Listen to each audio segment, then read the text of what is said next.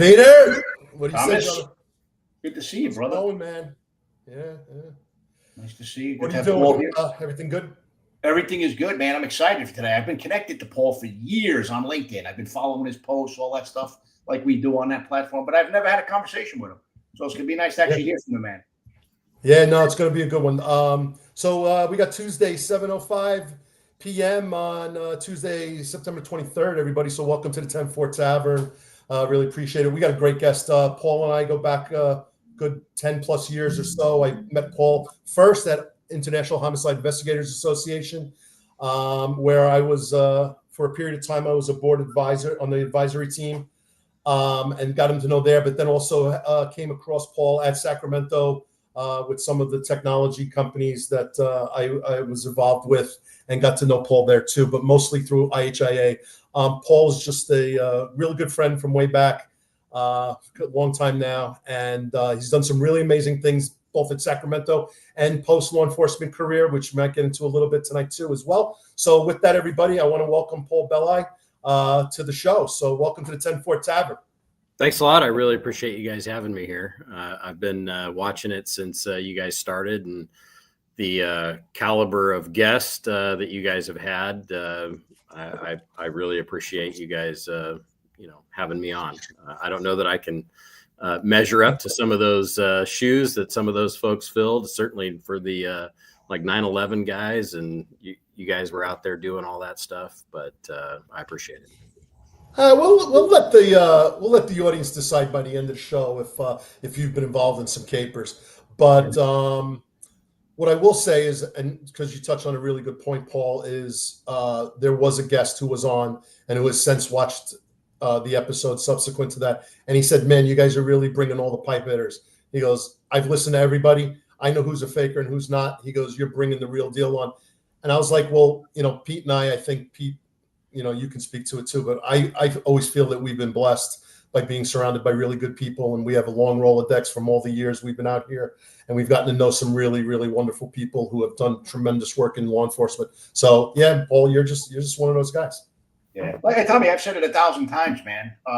We are in a unique profession where working cops can spot someone who's not a working cop in 30 seconds. Other professions is people who can pose for a little while, may get undiscovered for a bit, but if you're a working cop, you can spot a poser a mile away. The other thing is, because of the nature of the work we do, a lot of times we know each other, man. When I transferred down to Miami as the head of the ATF office in Miami, I ran into a bunch of cops that I worked with when I was in Bronx Homicide, when we went down there looking for fugitives. In fact, some of them were task force officers with ATF. So it's a small world, man. The guys out there grinding it out, they all find each other at one way or another. Yeah, it is definitely a much smaller world than people think it is. You do meet a lot of folks. I've been very fortunate with IHIA to meet people from all over the world, but certainly within the U.S. and seeing the cases that they've done, pretty amazing. And you can definitely tell who's done it, who hasn't. So with that, what are you guys drinking? We're at the tavern. Don't forget, Pete. What do you got? I have recently introduced to Ocho tequila. So I've tried the Reposado. Tonight I have the Plata, which is the silver tequila. It's not aged in a barrel. And I have to tell you, I've loved tequila for a long time. This one's a little pricey, not super expensive. Absolutely worth it. So if you see Ocho tequila, obviously drink responsibly, but give it a shot. It's risen to the top of my list, actually. Very good. Paul, what do you got? Now you're holed up in some seedy hotel in the crevices of Brooklyn, aren't you? So I am. So the finest that they had to offer was Elijah Craig. So I had Elijah Craig, a little bourbon. All right. Well, that's not too bad. That's actually pretty good. Could be worse. I am in Cobb County, Georgia, which I don't even know where that is, but I landed in Atlanta and I got in an Uber. So I think I'm north of the city. Am I north, Pete? You know what? I know Atlanta's a strange city because it actually spans, I believe, 3 or maybe even 4 counties: Fulton, Cobb. There's another one. So you might be on the outskirts, or you might still be in the city, Tommy. I can't tell you. I'm not an expert in Atlanta. A little too hot there for me. I'm banging back at Guinness, which is kind of interesting because I got to cut the carbs because at my age now, like the inflammation is like I used to do 20 beers, right? No problem. I can't even drink 2 beers. All the inflammation, I get rosacea. So 1 beer tonight. with a stout, and I have to drink it in a Starbucks cup. How slumming am I now, man? Yeah. Hey, but you're fine, Thomas. It's funny. I took the wife out. I was away, as you know, in Seattle last week, so we went out to a pub here locally. And we tell you, we went early. There were some guys who were hitting it hard, man. And this one guy had a shirt on that I liked so much, I had to go order one. And it basically said, "You're fine, liver. Be quiet." Yes, I sympathize with the whole, thing about inflammation and having a couple of cocktails. I'm there with you, brother. I believe I would equate to the human version of foie gras if I were to have my liver autopsy today. Yeah, but without the pipe getting shoved down your throat. Correct. Yes. Correct. Well, maybe you might have did some funnel shots back in the day or something. I don't know. Nah, I was never a funnel guy, but yeah. No, that's a little bit. All right, guys. So if you get in the chat, tell us what you're drinking in the chat. Join up, partake in a beer or a cocktail of your choice, or H2O, of course. We always encourage responsible drinking and no drinking and driving, guys. Let's be safe out there. Take care of everybody. Take care of your family. Take care of yourselves. And Pete, you know what to say right now. If you're over drinking, and it's okay. It's not okay. It's okay to not be okay, but it's not okay not to do something about it. That's right. All right. So let's get into it. Paul Belli, where'd you grow up, brother? How'd you grow up? So between California and Reno, Nevada. Went through some of high school in Reno, and then ended up moving to Sacramento. My dad's new job, and then finished out high school there in Sacramento. From there, I went down to Santa Barbara for a little while, and then back up to Sacramento after I destroyed what little grade point average I had. And then from there, I was actually a chemistry and a biology major. I ended up doing a ride along with Sacramento Police Department. And during that ride along, we were chasing some bank robber at like 5 o'clock in the afternoon during rush hour traffic. And I decided that criminal justice was at least much more fun than I was thinking about chemistry or being in a lab somewhere.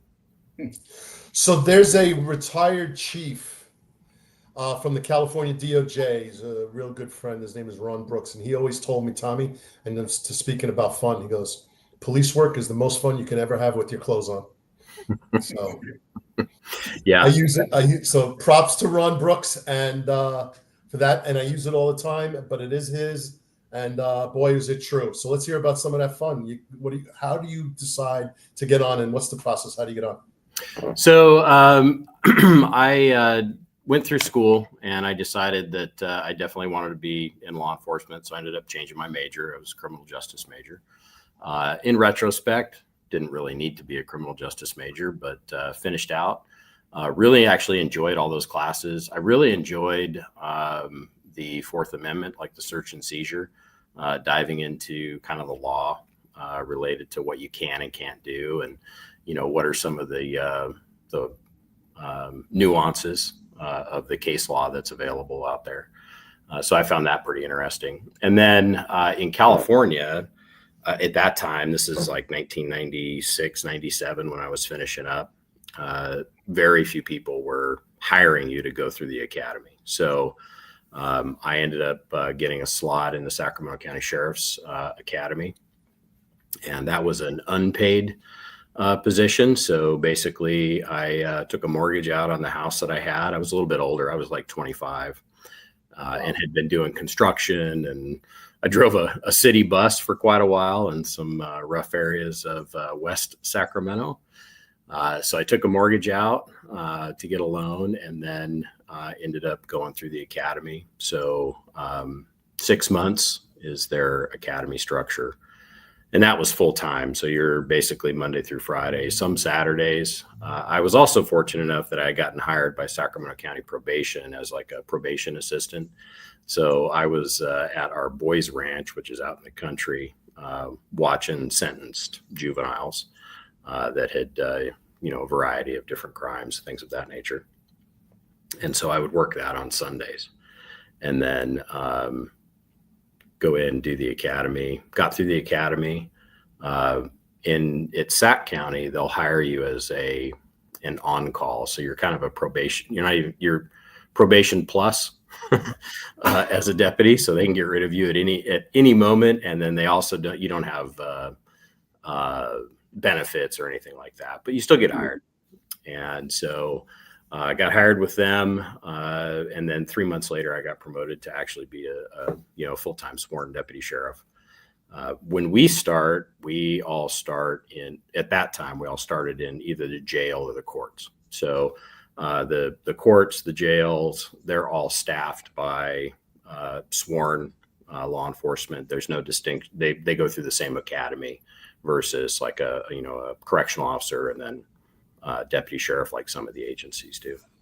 So Paul, when you say you had to take out a mortgage, that was to pay for just to survive through the academy, or did you actually have to pay for the academy? You had to pay for the academy. It was relatively inexpensive though. It was like $1,500. I bet you that probably didn't even cover the ammunition for the class though.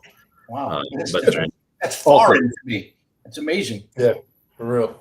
Yeah. Well, it is West Coast. Pete, we should have did a disclaimer. We're going to hear about some West Coast policing tonight. Good. I mean, I know a lot of our audience is NYPD folks. It's good to expose them to some other stuff. Yeah, look, in some ways we had it hard, Tommy. In other ways, we were spoiled. Like I always used to get pissed at the guys that would make fun of small town cops or cops like troopers and whatnot. When we called the 1013, which Paul means an officer needs help, I could get 100 cops there in 5 minutes. And I've spoken to cops around the country who they call for assistance. Their backup is 45 minutes to an hour away. Like, how do you not have a lot of respect for those folks that have to deal with that stuff? So it's just same profession, but it's very different in different parts of the country. So I'm looking forward to hearing some of this West Coast stuff. I was close in Arizona. We were almost West Coast, but yeah, you got to learn how to talk to people. I think that's actually the benefit of starting in the jail is you actually, you have to talk to people. So you may only have a couple, 3 deputies for 240 inmates that you're dealing with. So you learn how to talk to folks. Yeah, we learned that. So Ron Layson. I'm sorry, Pete, go. No, so we had that same dynamic in the housing police as well. Yeah. Talk to people. Usually alone on foot, sometimes on a midnight shift. So right. Best weapon you have is your mouth. Yep. Yeah. And same thing in transit for us. Like I would take the 8 train out to the Rockaways, and from Lefferts to Broad Channel and Broad Channel to Rockaway, that's a 5 and a 7 minute run with no ability to get help. And if they pull the cord and stop the train, you're not getting help for hours. It's going to take by the time they get a boat out there and everything. So like you tactically knew on the train where you were at all times, what station you were rolling into. You were out there by themselves. And my favorite transit story is the fact that in 85 and 86, when I got on, I'd be at J Street, which is the train downstairs from headquarters and communications. We couldn't talk. The radios didn't work, and they were 3 floors up. But we were talking to people on the moon in 1969, but we couldn't get radios to work in the New York City transit system back then. The small town thing has its nuances in housing, Sacramento, New York City transit even. So for sure. Just real quick, Ron Layson. So you paid, so we're clear, $1,500 to get trained, but it was an unpaid full-time position for 6 months, or can you clarify that a little bit? Yeah. So the academy was essentially 6 months long, and it cost me $1,500 to attend. And it was an unpaid position with the hopes of getting a job, because you weren't hired going through the academy.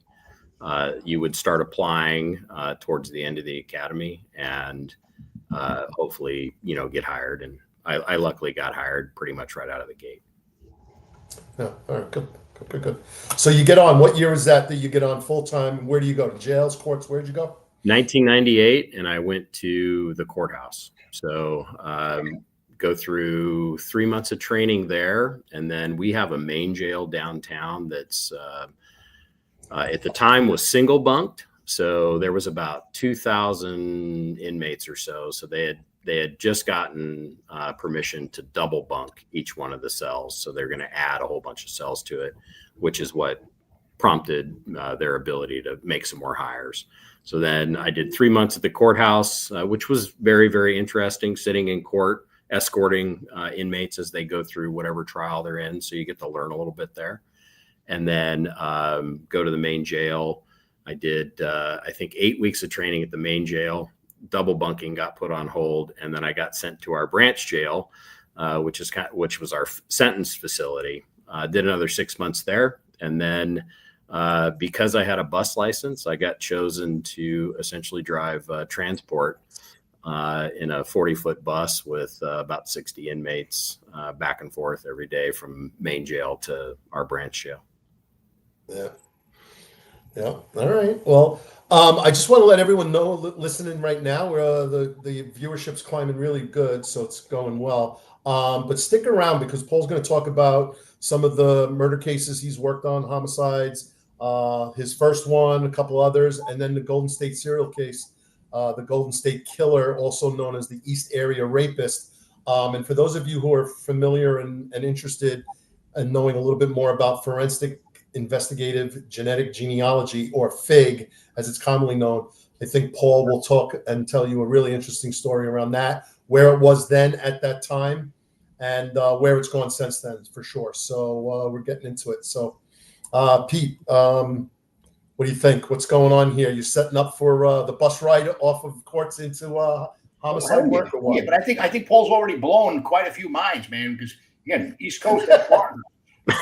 People can't believe that you weren't paid for 6 months and that you had to pay for your own academy. You know, as cops, I think we really like to complain, especially NYPD, man. It's like a bunch of washwomen in the precinct. You know that, Tommy. And so, I mean, we didn't have that to complain about. So now I'm kind of feel like I've been slighted. I had other things to complain about, but not that. Well, and, you know, to be fair, too, other agencies do things a little bit differently. I mean, there are agencies that's all they do is pay. I mean, certainly LAPD and, you know, LA County Sheriff. I mean, they're running so many. But, you know, that 97 time, things just kind of came to a screeching halt because for about a year or so, there just wasn't any hiring that was going on. I tested for U.S. Marshals. I think it was me and like 40,000 other people, you know, for that. But I'll tell you this, Paul, federal pensions suck. You're better off. Yes. Learn the hard way. But whatever. Yeah. Again, complaining. I like to complain. Yeah, it's definitely a different pension program. Yeah. So we got I enjoy the chat a lot, Paul. And on this call, we get a lot of really good chats. People make some really nice comments. I love the humor ones too, as well. So you're going to see those little touch of sarcasm because you know cops can be a little sarcastic and a little bit and crazy. So TC saying that you should have investigated the academy. So so we love those comments. Keep them flowing, everybody. So let's go. So Paul, let's give us some of your early assignments before we get into the murder work. So I actually worked transit. That was a deal.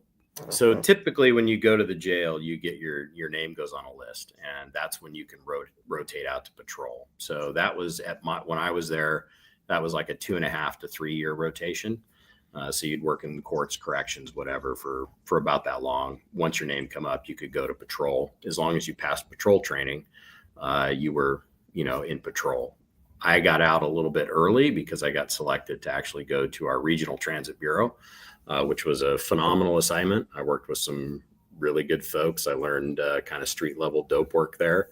I also learned even more ways to kind of talk to people. I know exactly what you're saying with you when you're on a train and you're there by yourself, right, for a while.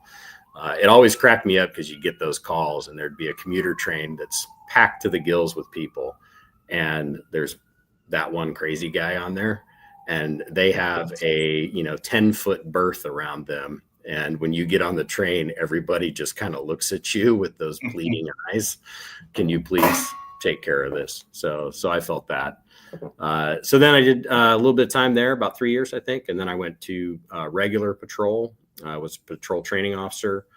And then I think I did that for about 3 or 4 years. And then I got selected to our high impact motor unit, which was essentially crime suppression on motorcycles. We didn't do traffic. We just did, we used traffic to basically go in and hit high crime areas. And we were one of the first units that was actually using, all the analytics, such as they were back in 2006. So our crime analysts would give us ideas of where it is that we were supposed to go, and that's what we would do. That picture there is part of my motor training. It was a terrible assignment for about a month of riding motorcycles. I had ridden all of my life, so dirt bikes and the other. So when they told me, hey, I don't have to write traffic accident reports and you can just go out and your entire job is just 10 hours a day of stopping criminals, I was in hog heaven after getting selected for that. Pun intended, I bet. Yes. Hog heaven. So I have a question regarding that. It sounds like that program would be frowned upon today's day and age. Well, and it was not very well liked necessarily by everybody in the agency either. Because it was such a non-traditional thing, and really, quite frankly, our sheriff was an old motor, and he loved motorcycles, and he wanted to put something like that together, and we benefited from it. But we actually did a lot of really good work. We got to. In addition to obviously the crime stuff, but we also got to do quite a bit of the community things. We do parades, and most kids like the motorcycles and that kind of thing. So that was actually kind of fun. You go to schools and variety of things like that to break up your regular day. Yeah. When I was in Phoenix, the guy who took over the gang squad came from motors, and then he went back, and we'd have lunch with him. And I learned that they don't like Tommy. He probably already knows. Do not touch their helmets. And Joe, this is a great helmet. I love it. I pick it up with my hands. He would just turn red. I guess they waxed them, and it's supposed to be shirt. So now my finger's all over it. He's a good guy. He took it well. But, yeah. It was funny because it was such a non-traditional team, but we had a number of traditional motors on there, right? But we didn't wear a traditional motor uniform. It was basically just BDUs and boots, because you can't chase anybody in those motor boots, and I'm certainly not built for those tight pants either. So it was nice that we didn't have to wear all that stuff. Okay. All right. So where do you take us from here? What happens after motors? From there, I got selected to go to sex assaults as a detective. Okay. I was there for a very short period of time, and our homicide bureau, we had suffered in 2006 we had a deputy that was killed in the line of duty with his own firearm, and that had been the first one since like 1986. Other than we had a helicopter crash where two of our deputies were killed, but a murder. That was the first one. That was Jeff Mitchell. So I had worked a little bit on that, just in the sense that they would give us assignments daily. Hey, go find these 10 people, confirm where they were during this time, get their DNA swabs, things of that nature. And then in 2000, I think it was late 2007, 2008, we had another detective that was killed in the line of duty, and the responses between those two homicides was markedly different. But it also showed a need that they really needed more people in homicide. Prior to that, they would have basically 8 homicide detectives. You had teams of 2, and they were on call basically full-time for 1 week a month, backup for another week a month, and then second backup for another week, and then off for 1 week.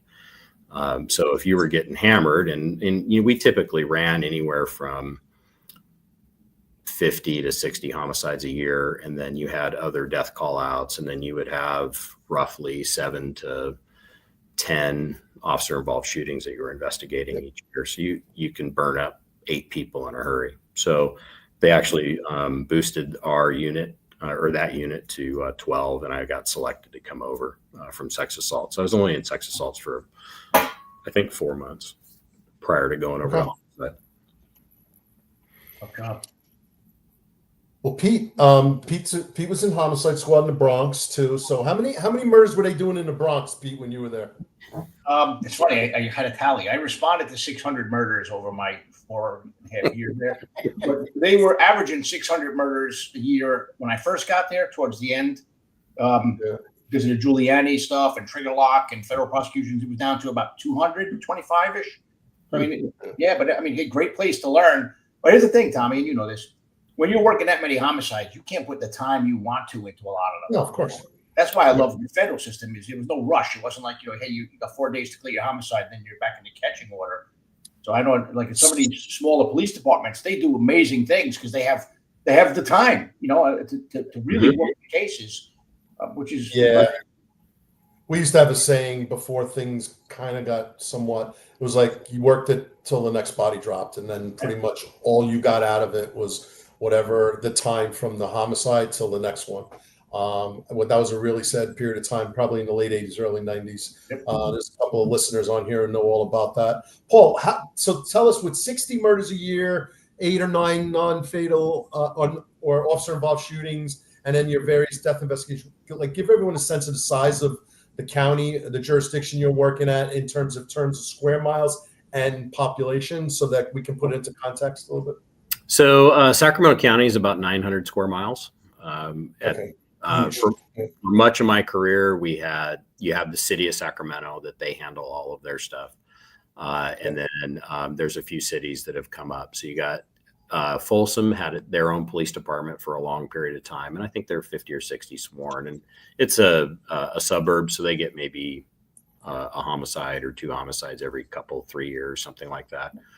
And then you have Rancho Cordova that incorporated, and then Citrus Heights that incorporated. We provided police services for Citrus Heights for a while, and then now they have their own agency.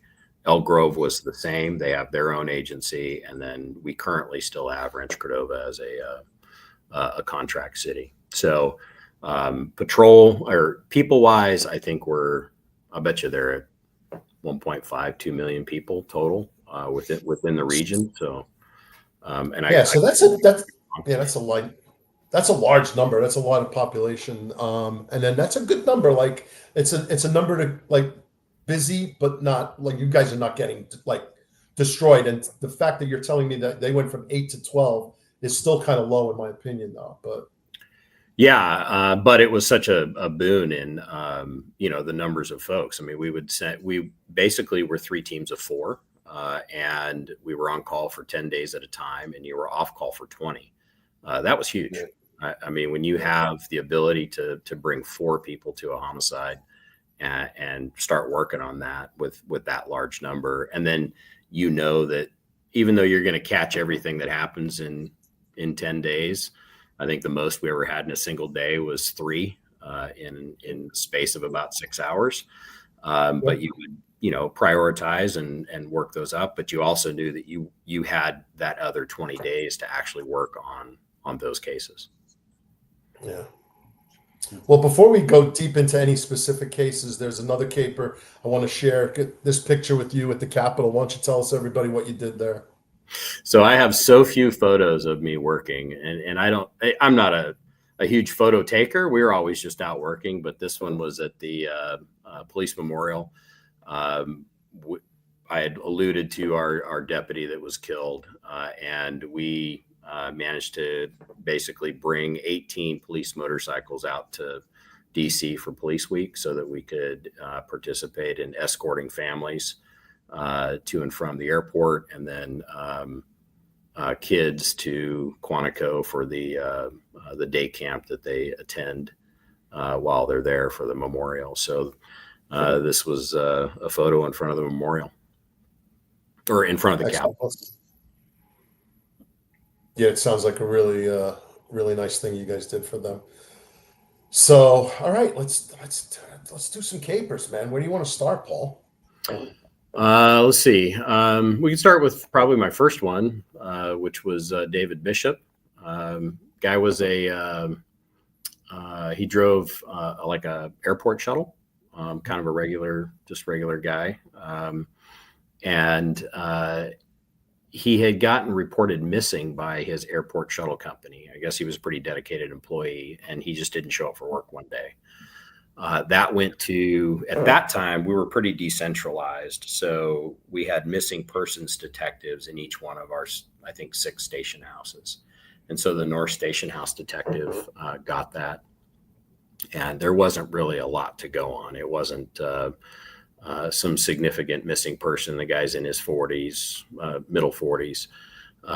You get voluntary missing adults all the time. And there just wasn't anything that indicated a lot of, any sort of foul play or anything to that effect based on the information that they had. We had patrol ended up going out to his apartment. And I think it was the MP detective that actually had sent them. And this might've been a week or maybe a little bit more after the initial report came in. Patrol gets to the apartment and they realize that, okay, well, something's not right here. The apartment was in pretty bad shape. It was, looks like maybe he was a bit of a hoarder, something along those lines. He wasn't real good at housekeeping, things of that nature. But they were noticing, some possibilities of foul play. So it ended up coming over to us. I had really just started in the unit. And when I first started in Homicide, the training program was you were on permacall. So everything that came, you got called for. Didn't matter whether you had just been on another one. It wasn't your team. You went with every team. So, and they would do that for about 30 total call outs, which, could be 6 to 7 months, depending on, how many you had that year. So I went out to this one and then was basically working with my training officer. It was a team of 2. And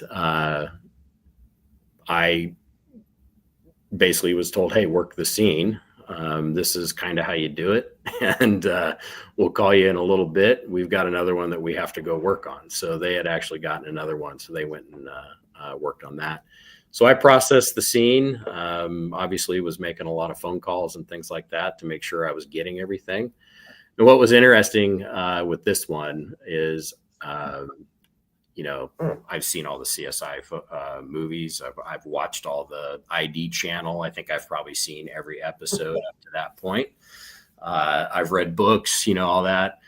And so I'm digging through the trash in the kitchen and I find a receipt that's ripped up into these little tiny pieces. Like I can see you ripping up one receipt, you rip it a couple times, but most people don't rip it into, confetti. Right. And that's what it was. And it actually caught my eye. I ended up putting it all together and then put it onto a photocopier so I could figure out what it was. And basically what we end up determining is that the 2 nephews, the uncle let them move in. That's David Bishop. He had gotten a windfall of money, which was $1,100 from his tax return. And that's in 2008. So they basically beat him to death in his bedroom to the point where when I moved a dresser, I found like his upper denture plate and a significant amount of blood that had pooled into the carpet. And they loaded him into a garbage can, a green garbage can, loaded him into a U-Haul, took a bunch of his stuff, and then they drove him. They were headed out to Idaho, where their parents lived. And on the way to Idaho, right outside of Jackpot, Nevada, they took that green garbage can and hoisted it over a bridge into the water. There was only water there because it had rained recently. That's one of those dry lake bed type things that happens in the desert. And so he floated off. But they had tried to cash that check at a 7-Eleven check cashing kiosk. And that's what the receipt was. It had been declined, but it had a photo of, but we got photos of one of the nephews. And subsequent going out to Idaho, I ended up, unfortunately, getting attacked by one of the kids, his stepfather. And then he ended up in the hospital. And then we ended up arresting the younger brother. And then that led us to Parsons, Kansas for the other one. And one ended up confessing to the crime. And they both ended up getting convicted. Good deal. And you had relatively short period of time in the squad. Like as Ron Layson said, they were abusing the rookie at this time. So how much time did you have on this caper? That I was brand new. I was weeks into the unit at the time when I handled that particular case. Okay. So that was a fun caper. We ended up finding him. Well, actually, a kayaker ended up finding him in the desert about 4 months later. I was really surprised that when we did the autopsy with him, while he was clearly desiccated and had been out in the elements for quite some time, I was shocked at how vivid his tattoos were that we could see in the autopsy. He had mummified because of the dry heat. He was relatively mummified, but had still had some water. He'd gone through some water and mummification processes from the looks of it. I'm no pathologist, but he was very darkly colored. He was not African-American or anything like that. He was a white guy, but he had this green tattoo on him that I was just absolutely shocked about how vivid it was, even against that very dark, color of his skin after being out there for so long. Wow. Interesting. Hey, just a big shout out, DJ VR 1999 to the podcast.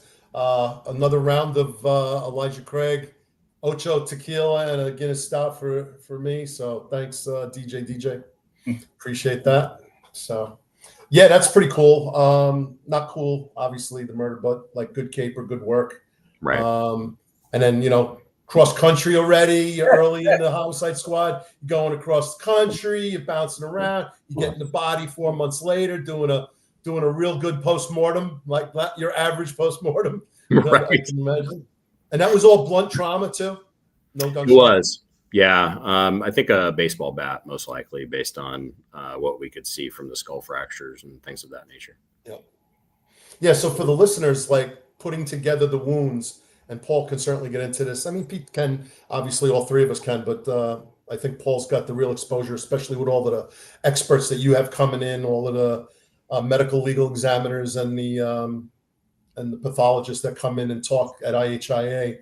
But it's just fascinating how they can tell the tools that are used, whether they're crowbars versus bats and all those kinds of things. So, so if we get the chance to bring those up on capers too, we'll talk about some of the postmortem here as well, and the injuries and how they are evidentiary in the investigations. It's really, I always tried, even still as a lieutenant, if I was available and time allowed, I wanted to escort the detectives with them for my own education, because at some point that case is going to come through my desk and I'm going to have to argue with the prosecutor, and I don't argue in a healthy debate that, hey, we want to build the strongest case and we think we've got it. Where are you at? And then also the comp stat with the NYPD too.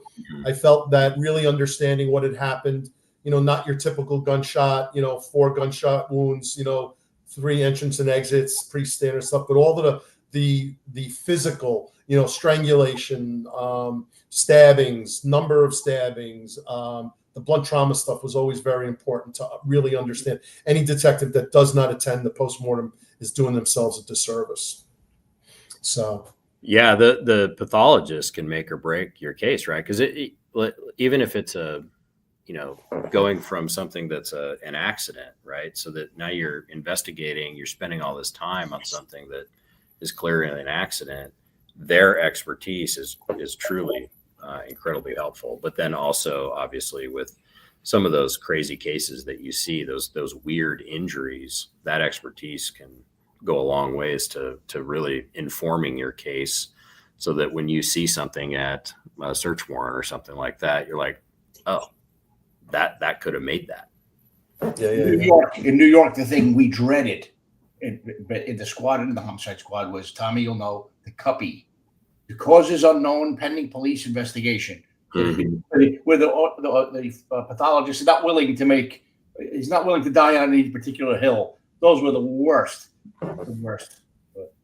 Yeah, they were worse for all of us, because we didn't like having them carrying them either. And then the CIRD out of the chief of detective's office would be pounding on us for that too, because which way they wanted it to go. Yeah. And, and the detectives weren't going to let that happen either. But sometimes the pathologist just can't tell. And if we don't get somebody, and this goes back to, I want to get back to all the technology, and I'm at a technology conference right now, and there's a lot of real whiz-bang technology going on, and it's great. But at the end of the day, and I'm going to say this, and if you keep listening to this podcast, Pete and I will repeat this over and over again. At the end of the day, all the technology in the world, all the evidence, sometimes cases just come down to somebody telling you something. Mm-hmm. And, and that's never going to go away. You still need to hear a story from a witness, from a complainant. Obviously, in death, the victim can't talk anymore. But anyone who knows of the circumstances around this person's life and what's happened, you all watch the TV shows. What's the 24? What's the next 48 or whatever it's called? Yeah, first 48.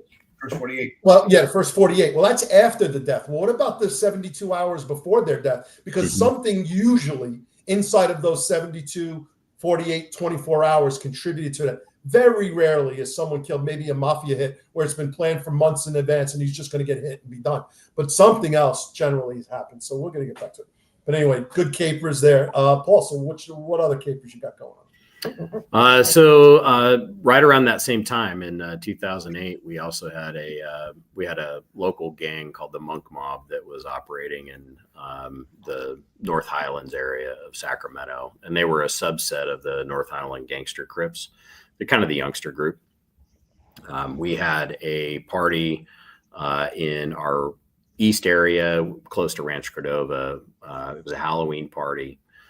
Where it was a bunch of Sac State students. That was a common area for them to live when they were going to school. And a group of these monk mob guys ended up figuring out where the party was and showing up at the party.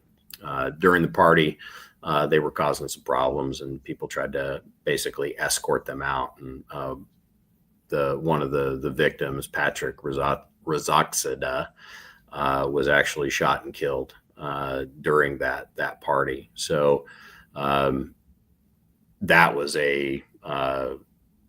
an interesting case in the sense that there were so many people that were there, but you had a lot of alcohol involved. So you had all kinds of issues with eyewitness accounts, trying to figure out exactly what happened. And of course, when you have those gang crimes, you have a lot of folks that are out doing the dirt. Everybody kind of knows within that group what happened, but obviously they're not necessarily telling anybody else, right? Yeah. So very tragic case all the way around. It's interesting because even I really enjoyed working a lot of the gang cases that we had, but you're literally working cases with kids that are 17, 16, 18 years old that are just making poor choices based on, I think, kind of what's been modeled for them throughout their life, right? And you talk about the technology. That particular case took us over a year, and we ended up doing a wiretap on that case.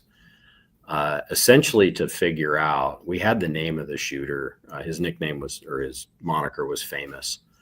And had we had the technology at the time that could search our database parameters more fully, we would have figured out who Famous was rather quickly. But because it was entered into an area of our known persons system that was unsearchable, it cost us about, I think we did a 14 or 15 day, 24 hour a day operation on that, which requires your contact teams. It requires, people on standby in case that, you get something that they start talking about going out and doing a murder or something to that effect. You got to have all those people. So you've got, 40 or 50 detectives that are working 24 hours a day.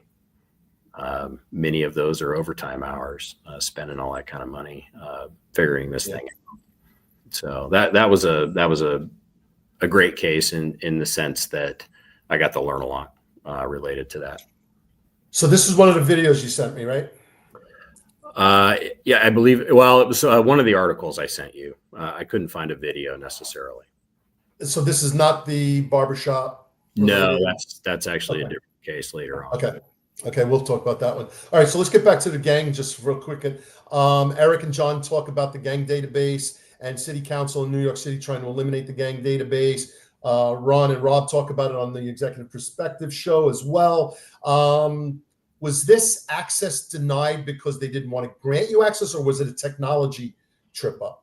It was just a technology issue. So the field that somebody had entered his name, the famous moniker into, was not the moniker field that was searchable. It was in like a notes field that wasn't searchable. And as soon as that case occurs, you look at the overall expenditure and of that. And you think, well, had we just paid a programmer, 20 or 30 hours or whatever it takes, right, to make all of that searchable, we could have found that in much shorter order. Yeah. And now it is. I mean, a lot of these things, that's the catalyst, right? I mean, sometimes you don't know what you don't know until that's what comes out. Yeah.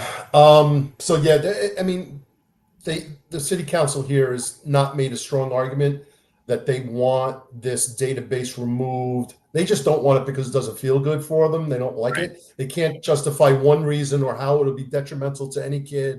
I think the police department is committed to removing them after a certain period of time. They've even acknowledged, I mean, most of the people, Marlon has even spoke to it on the show with John and Eric, where he's like, yeah, there's a lot of kids on there that shouldn't be on there. So yeah, there should be a scrubbing of the database and make sure it's solid.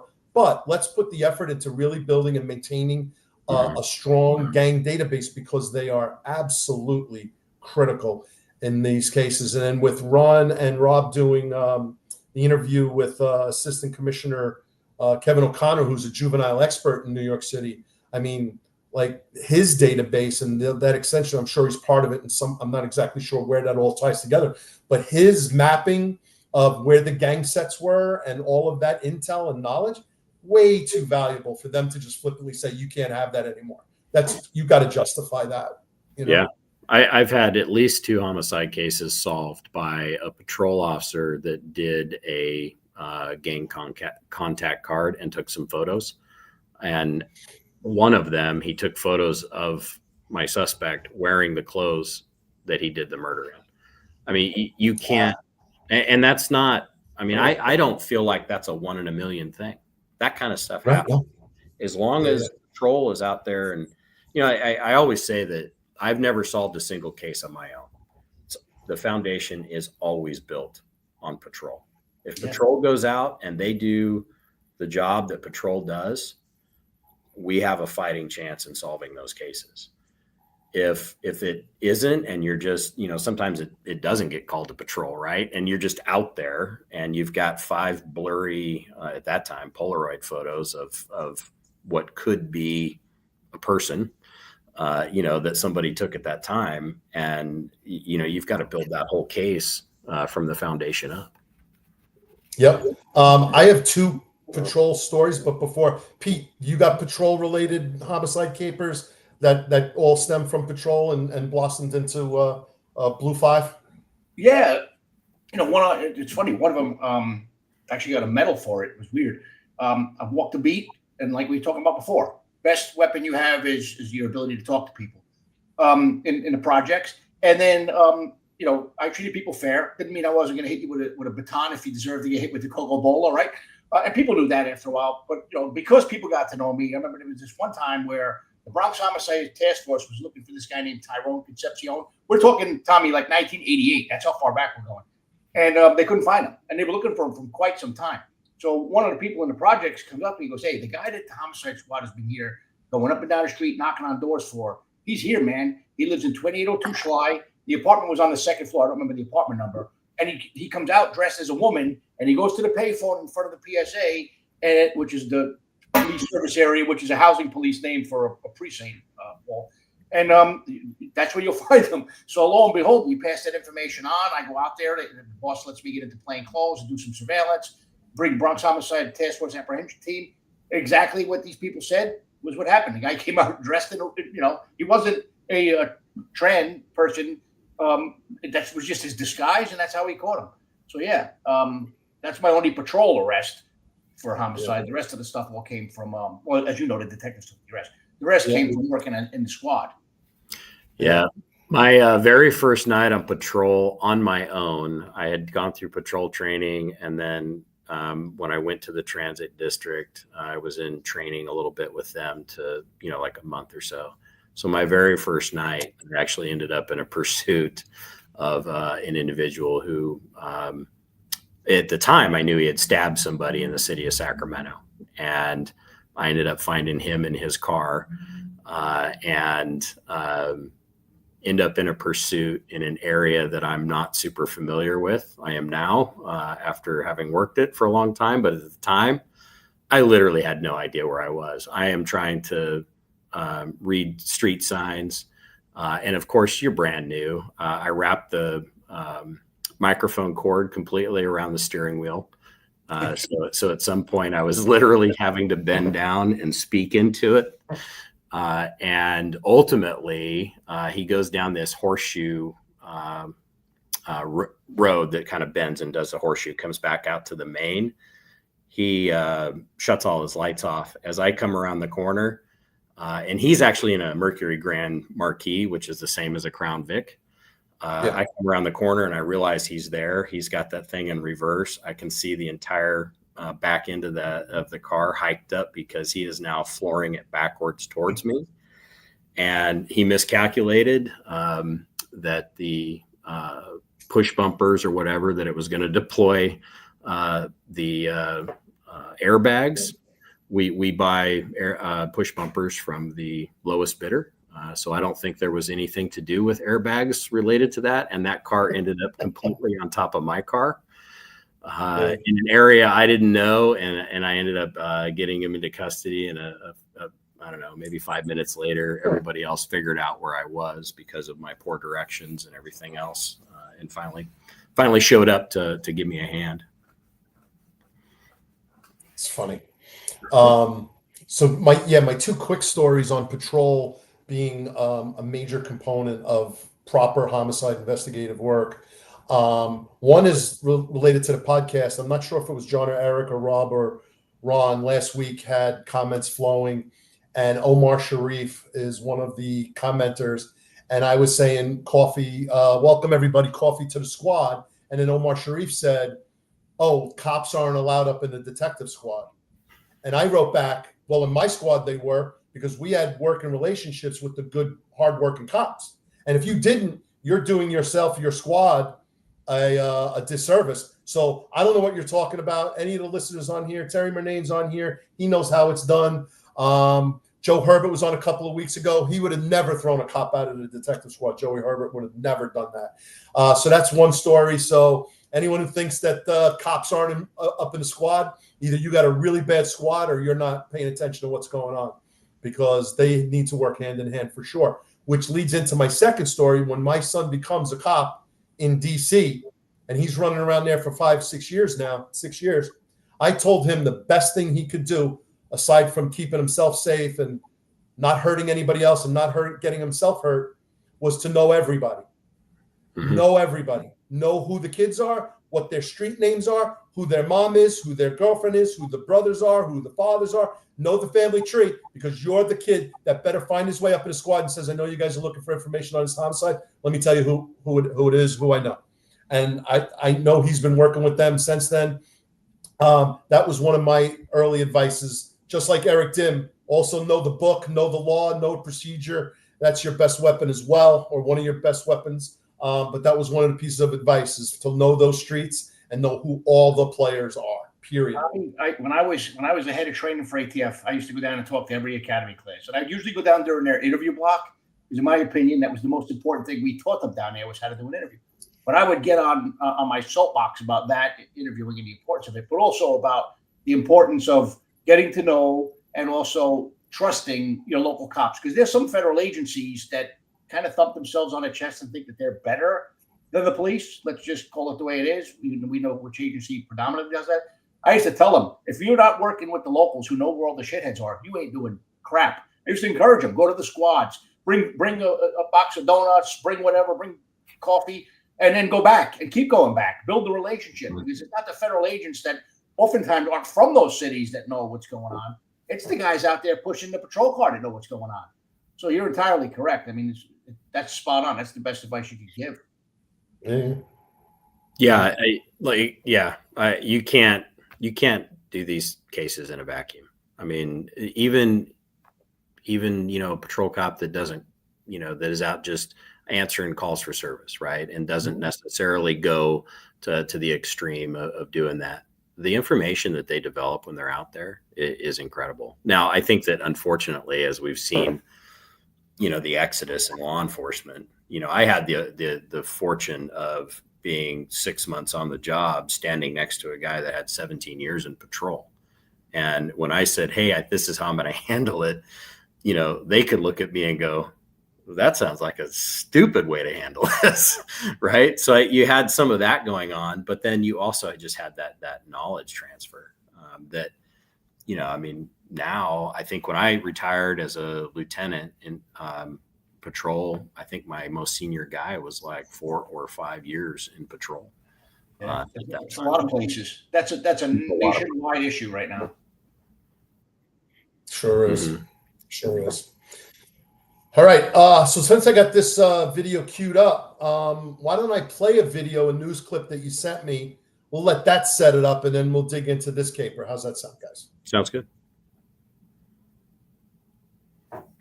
Let me know if you can't hear it. Scared. She didn't know which way to turn because they was coming everywhere. Investigators and witnesses calling it a crazy scene. Crime scene tape, evidence markers litter a South Sacramento strip mall following a deadly shooting.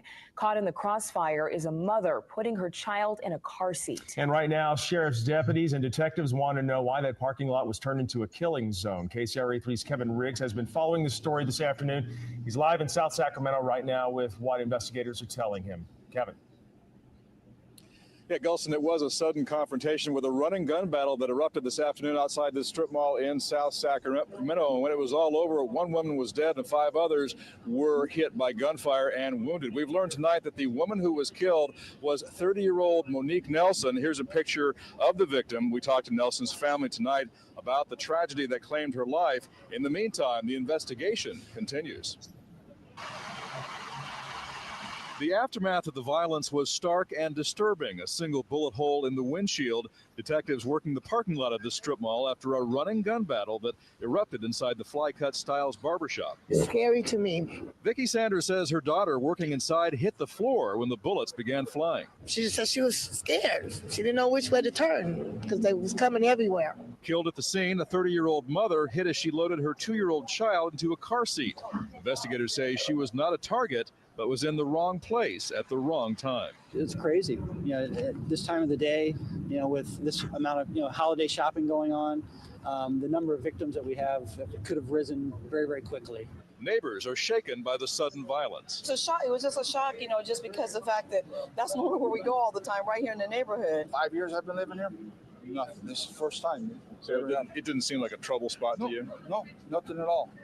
As for a motive, the people who were inside the barbershop haven't been real cooperative. They didn't see anything, if you will.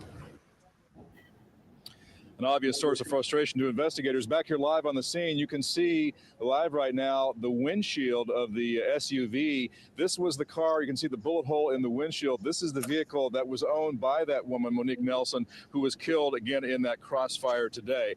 As far as the motive for all of this, what originally caused this gunfire to erupt, investigators still trying to figure out what happened. They say they know for sure this was not an investigation, and they also say that 2 men walked into that barbershop intending to target 2 other men, and that's when the gunfire broke out.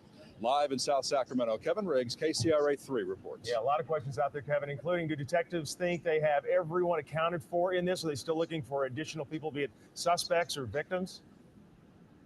Well, they believe they have everybody accounted for that was involved with this. The frustration today was trying to sort out who were the victims and who were the assailants, and that was not clear from the get-go because they had a lot of wounded people here on the scene. But no, they believe that they have all of the people involved in the gunplay either in custody or in the hospital at this hour. All right, Kevin, and as you mentioned, we have a little bit of a timeline as to what happened this afternoon. Investigators say this all started around 1 p.m. when two men walked into that barbershop, started shooting, and people inside the shop shot back. The shootout moved into the parking lot, and a stray round hit and killed a woman who was putting her child into a car seat. KCRA 3's Damani Lewis has been talking with that woman's family, and we will make sure to hear from him in about 30 minutes.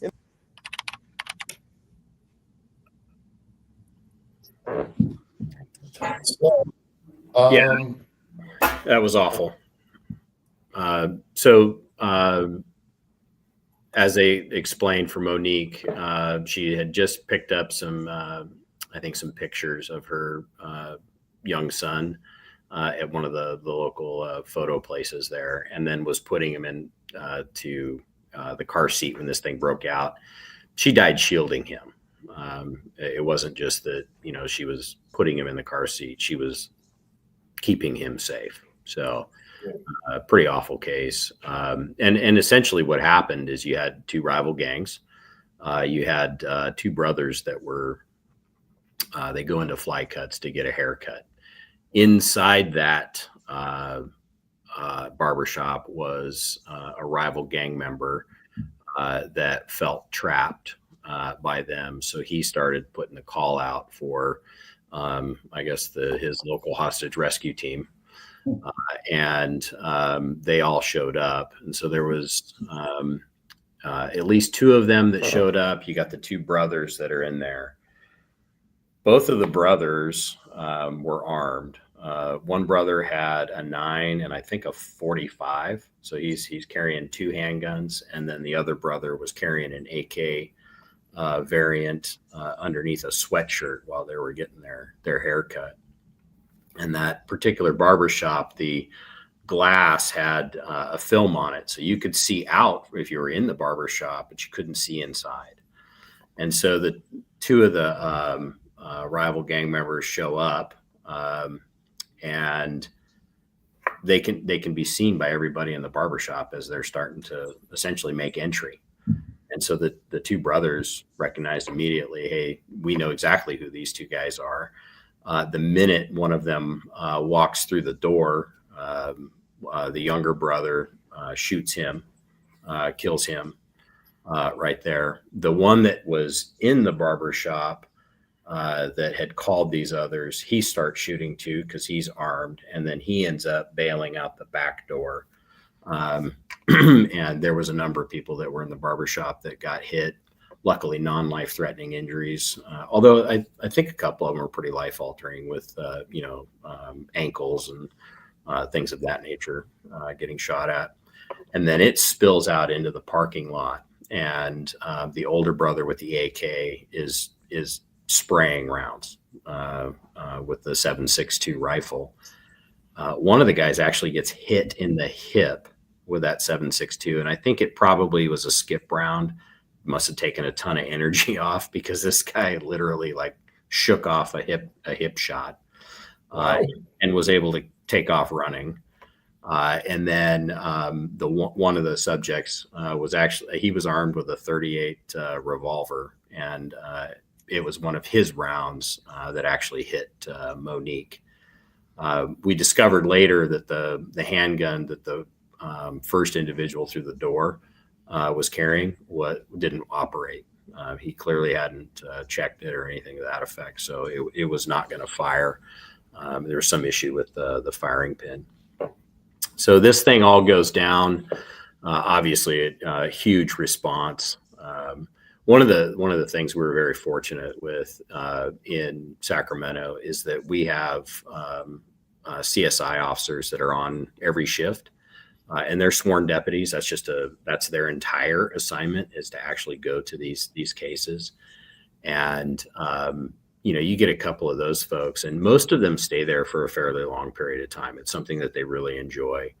Their expertise level, when you're out there, working on scenes, is invaluable as you're working through that. And, you've got other detectives that are doing the interviews. We always had a scene detective that was in charge of that scene.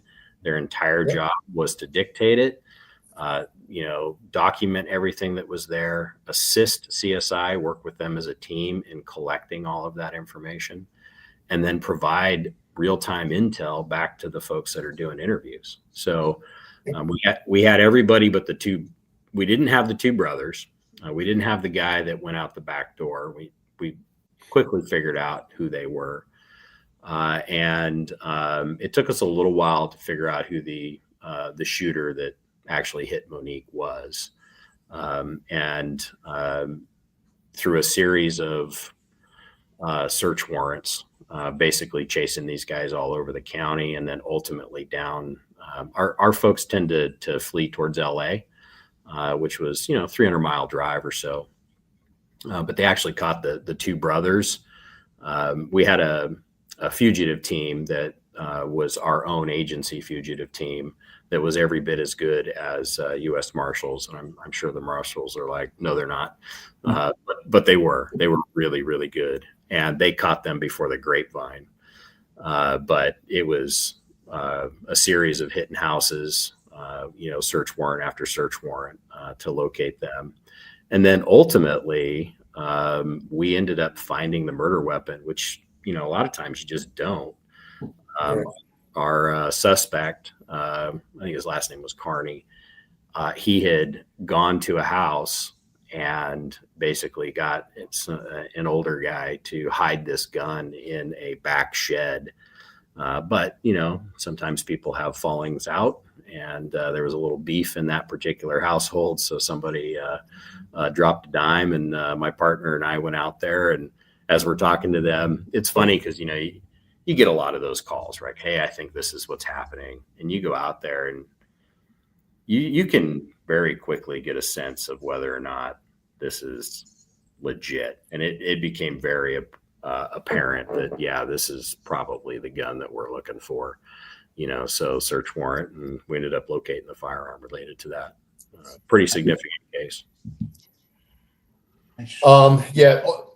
Pete, I'm sure you have a share of stray rounds hitting innocent bystanders. They're always terrible. I think last episode or one of the other episodes, I talked about a girl named Pumpkin sitting on her bed watching the New York Football Giant game with a baby in her arms, taken around through the bedroom window. Candace Oglesby, another senior citizen, takes one. Tommy, we had one in the Monroe projects. A little kid was opening his Christmas present. This is in the 4-3. And all of a sudden, the kid, his head basically explodes. And what happened was somebody fired a rifle round from a nearby rooftop. It went through the steel window frame. So the windows didn't break. Parents just don't understand what happened. But the kid was hit with a stray bullet that came through the frame of the window, not the glass, and killed this poor child opening his Christmas presents. Because some idiot bought their friend the Christmas gift, a rifle. Go figure. Terrible. Yeah. So it's these cases that we're talking about now that we've all lived through. Joey Herbert on his podcast visit. We're going to have definitely more homicide investigators and detectives and such. Like, we know it. Why you're weak on crime in your area, this is what happens. And bad guys killing bad guys is still unacceptable. Mm-hmm. Bad guys trying to kill other bad guys and having good, hard-working, innocent people caught in a crossfire is a non-starter. Everything, you need to shut that down now. And I don't understand how weak these politicians are and the leadership who take these jobs and don't fight tooth and nail every inch for all the proactive. I mean, listen, someone said, oh, we're a community-based police department. Of every police department is a community-based police department. And they do proactive warrant enforcement and fugitive enforcement, and they do juvenile crime, and they do, all these other things. And they do street enforcement, and they do traffic enforcement, and they do all these things, and then all comes together in a cohesive unit. So when they're weak on all of these issues, this is what happens, the stuff we're talking about right now.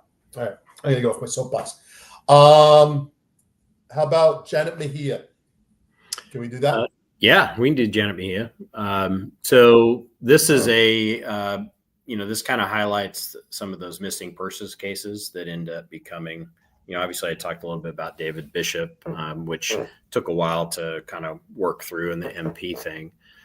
Janet Mahia was a California State University student, and had a pretty large group of friends, had family that was, she was from the Stockton area, which is south of Sacramento, about 60 miles or so. But she was living in Sacramento, and she didn't show up, I believe, for class. Nobody could get a hold of her, kind of thing. And it was one of those ones that, obviously social media is big, but at this time, I'm not a huge social media person. I mean, I've got a LinkedIn account, and I interact on there, but this one actually started blowing up on Facebook because she was missing. And at the time, the chief of Sac State Police was one of our retired undersheriffs, and he ended up calling over and saying, "Hey, I don't know if you guys have seen this, right?" I mean, it's funny because the sheer volume of missing persons cases that you get, the reports that you get. Oh, yeah. Voluntary, you get a lot of kids that run away, things of that nature, but it's just a massive volume. And we had one missing persons detective who was actually an academy mate of mine. And I called him kind of the reluctant detective. He was very good at what he did, but most of his career had been spent working a dog, doing not only apprehension, but also narcotics and things of that nature. And he really enjoyed that. He ultimately ended up coming over to be a missing persons detective. And I don't know how much he enjoyed it. I didn't get a big sense of joy from him, but he was really good at it. A lot better than he probably thought he was. But then I also had a retired, we called them retired irritants. So a retired annuitant, they could come back and work 900 hours a year. And that was the other missing persons detective. So he would cull through that. And then we had volunteers that would do it. And this case starts coming in, and I'm like, "Hey, Dave, we got to start working on this thing." And he goes, "Yeah, I know. I've already started doing it." I mean, he's that guy, right? I mean, he recognized it rather quickly. So she's, 20, 21 years old, something like that. Well, then all of a sudden, patrol finds her car, and it's in an area that was not someplace that we would think that she would frequent, right? And it was parked poorly, which is why they ended up getting a call about it. And so here we are. I think the original call came in at like 7:30 in the morning. And then here we are about 8:30 or so. And we've got her vehicle.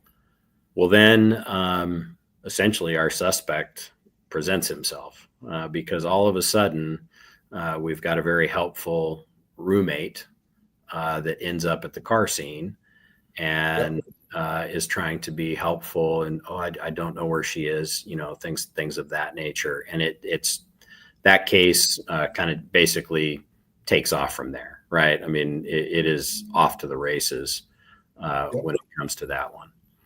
So would this be a good time to jump into the video? Oh, yeah. It'd probably play the video. That'll set it up a little better. Yeah, that'll set it up good, and then we'll do it. In the meantime, we have a lot of viewers on X right now, which is devoid of the chat. So if you got a chance to bounce over to the Finest Unfiltered Network on YouTube, probably the best place to join the chat. We'd love to see some more activity in the chat. Thanks, Ron, for that help, little assist. But let's go to Janet Mahia and the missing person newsreel that Paul shared with us. We'll do that. It's a 2-minute clip, and then Paul will wrap up the case on how they pulled it together. Discovered the body of a missing Sacramento woman in Placer County. 28-year-old Janet Mahia had been missing since Tuesday, and tonight there's a person of interest in custody. Sacramento County Sheriff's detectives say they found a female's body off Watt Avenue and Dyer Lane in Placer County, and the coroner's office confirmed it was Mahia today. CBS 13's Angela Masalan is live in Placer County with this developing story. Angela? Yeah, Tony Schrin, we're just learning tonight that person of interest is one of Janet Mahia's roommates. And I just want to show you, I know it's pretty dark out here, but Mahia's body was found lying off the roadway right behind this area over here. And detectives tell me there is nothing random about this homicide. It appears that she was dumped off that roadway. 28-year-old Janet Mahia's body recovered by Sacramento County Sheriff's detectives Thursday. Detectives say she was shot to death. Just one day earlier, detectives arrested a person of interest who they believe is connected to Mahia's murder. We believe that that Janet and this person knew each other. Sheriff spokesman Tony Turnbull says Mahia wasn't kidnapped, but says her abandoned car was a sign she unwillingly went with someone else. Mahia was reported missing by her roommate earlier this week. Detectives say Mahia was supposed to go to Stockton Monday for a doctor's appointment, then come back to work that afternoon, but she never made it. And after talking to the family, this was out of the ordinary for Janet. There was nothing going on in her life that anybody knew of. The next day, Mahia's car was found abandoned in the Arden Arcade area the same day. I think if what trying to sell us stuff. Yeah. Jumping into the ads, baby. So sorry, I don't have the paid account. I don't have the paid YouTube account. Sorry. No worries. So Tony was actually my homicide partner for much of my time at Homicide, and so Terrace Vinson basically presents himself, and he's out at the scene. He's clearly a little oddly helpful, but we're working through it. We're bring him in. We start doing the interviews. The family shows up, and we ended up putting Terrace and the family in our soft room, the sister and her husband. And while we're investigating this, so I've got our folks there. We've got this car. I'm like, hey, and I was a sergeant at the time, so my team was the one that was up. I'm like, hey, go to her house. We'll get a search warrant. Go start looking through the house. They find an area of discoloration in the carpet. CSI goes out there. This is clearly it tests positive for presumptive positive for human blood. So we're working on that. We find a Home Depot receipt for a carpet cleaner, things of that nature. So now they're securing the carpet cleaner, and we're doing all of the getting phone records and all of those things, trying to build this case while knowing that, we have somebody that could possibly be the suspect, right? I mean, of course, you're not focused solely on that person because you still have to build the case, but you're also, figuring out Occam's razor, like who's the most likely, what kind of information do we have for this? So we start to get the information. The family is actually getting information out of Terrace during the entire time that they're in the room. And then in one of those things where you have to make a decision, do you bring the family into kind of what you're thinking, knowing that could go sideways? Every homicide case or every case is, every door you open, you shut one behind you, right? So we made a decision to bring in the sister and the brother and say, listen, there's something that doesn't quite add up related to what he's telling us. And they immediately go, yeah, he's not acting correctly, that he doesn't have good information. They spent 8 hours in a soft room with him while we were running this case basically to the ground as best we could. And ultimately, he had involved his brother in the case, but we still didn't have a body. We couldn't figure out where she was. We got back some cell phone records, and there was when you talk about technology, I was a very needy detective. I was whiny and I was needy. I used to drive my sergeant and lieutenant, I am certain, absolutely bonkers, because I'm like, hey, we need this particular cell phone program so that it'll map things for us. And I'm sick and tired of yelling Latin long to my partner over a cubicle so that he can type that into Google Earth and drop a yellow pin on a map and figure this stuff out. And so we were lucky enough that we did get that. And it showed like this minor little blip where this tower popped off, right? And so we're still working through everything. We've got him in custody. The DA had agreed based on a separate charge that we could arrest him. And so now we're still trying to make this case, trying to find the body. And it was funny because my co-supervisor at the time was my other homicide partner. We had been a team of 3 for 8 years, Ken Clark. The smartest, and this dude is like an idiot savant when it comes to memory and things of that nature. So I go, hey, let's go find this body. And he's like, okay. So we go out. Somebody had found her IDs and things like that at a local shopping mall that didn't make sense to us. We're like, okay, it seems like a red herring, but we'll go out to that direction. And then what we'll do is we'll drive back from that and see what kind of likely routes somebody would take that doesn't want to be discovered. You know, how would they get back? And, you know, it's kind of getting dark out, and we ended up coming back the back way into the area where he lived. And we ended up on a unlit country road called Dyer Lane. That we both looked at each other and we turned down Dyer Lane. I almost, Janet Mahia had very black hair. I saw something in the weeds. I went out to go look at it. It was a skunk. So I almost got sprayed by a skunk. Go running back, jump back in the truck so the skunk didn't get me. And then we drive another 300-400 yards, and there is a wrapped up air mattress that is just thrown into the weeds. And both of us are like, oh yeah, this is it. Right. Well, nope. We tried to call the coroner. We're like, hey, you know, I think we've got this body. We don't want to move it. And they're like, well, that could just be somebody dumped their dog out. I'm like, in an air mattress? Nobody does that. Right. So we literally had to drag this thing up onto the roadway. And then I gave my partner a knife, and we had to slowly slice through this air mattress and expose what ended up being Janet Mahia in there. So it was it was crazy that we found her, but we were happy we did. We were able to. That certainly helps make your case significantly stronger, so that you're not trying to do a no body prosecution. But all, based on information and a little bit of that technology component that kind of puts that information in a form that you can actually deal with. Yep. Wow, it's wild, man. Terrible things. But yeah, it's funny that you talk about how weirdly cooperative and helpful, like a lot of people show themselves all the time. We had a person walk into the precinct and claim that they were found the body in a basement of an old brownstone in Brooklyn, and Sergeant John McGee appropriately said, hold that guy, he's not to go anywhere. That might be our guy. You never know, right? So that's a common, very thoughtful approach towards investigations, besides the fact that if they're not involved, they're critically important on everything they saw, heard, seen, felt, and everything.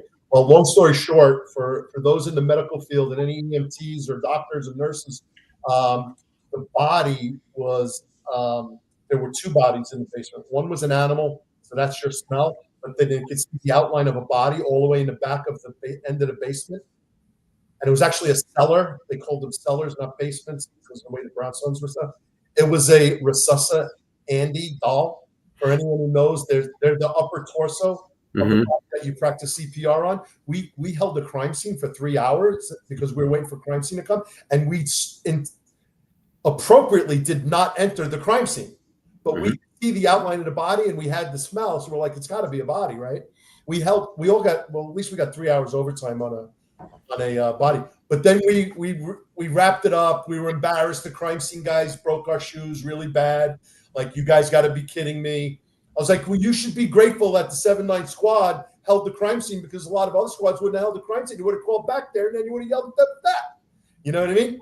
Yep. So anyway, long story short, we wrap up. Where do we go? Because we're all off duty, overtime, wrap up. We go back. We go to the tavern.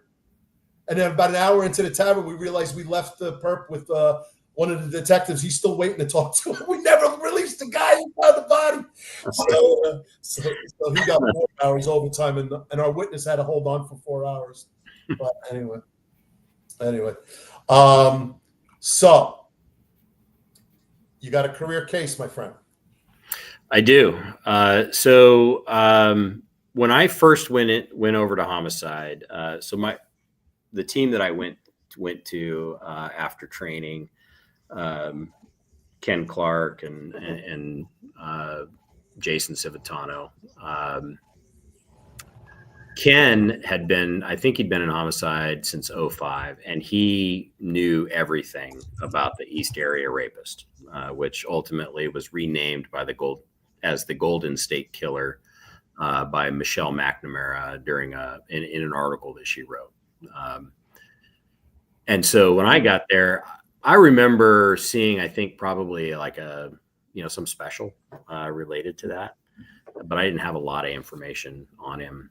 And that was it was essentially a hobby case. I mean, we didn't have a cold case unit that was necessarily working it. Right. So you had to pick up cold cases if you wanted to, and work those in between your other cases. I mean, otherwise they just, there just wasn't enough people there to kind of do that. And we'd had cold cases, cold case teams, depending on grant funding, things of that nature. But as we all know, it's personnel and funding issues, right? So our team basically started working that case, or kept working that case.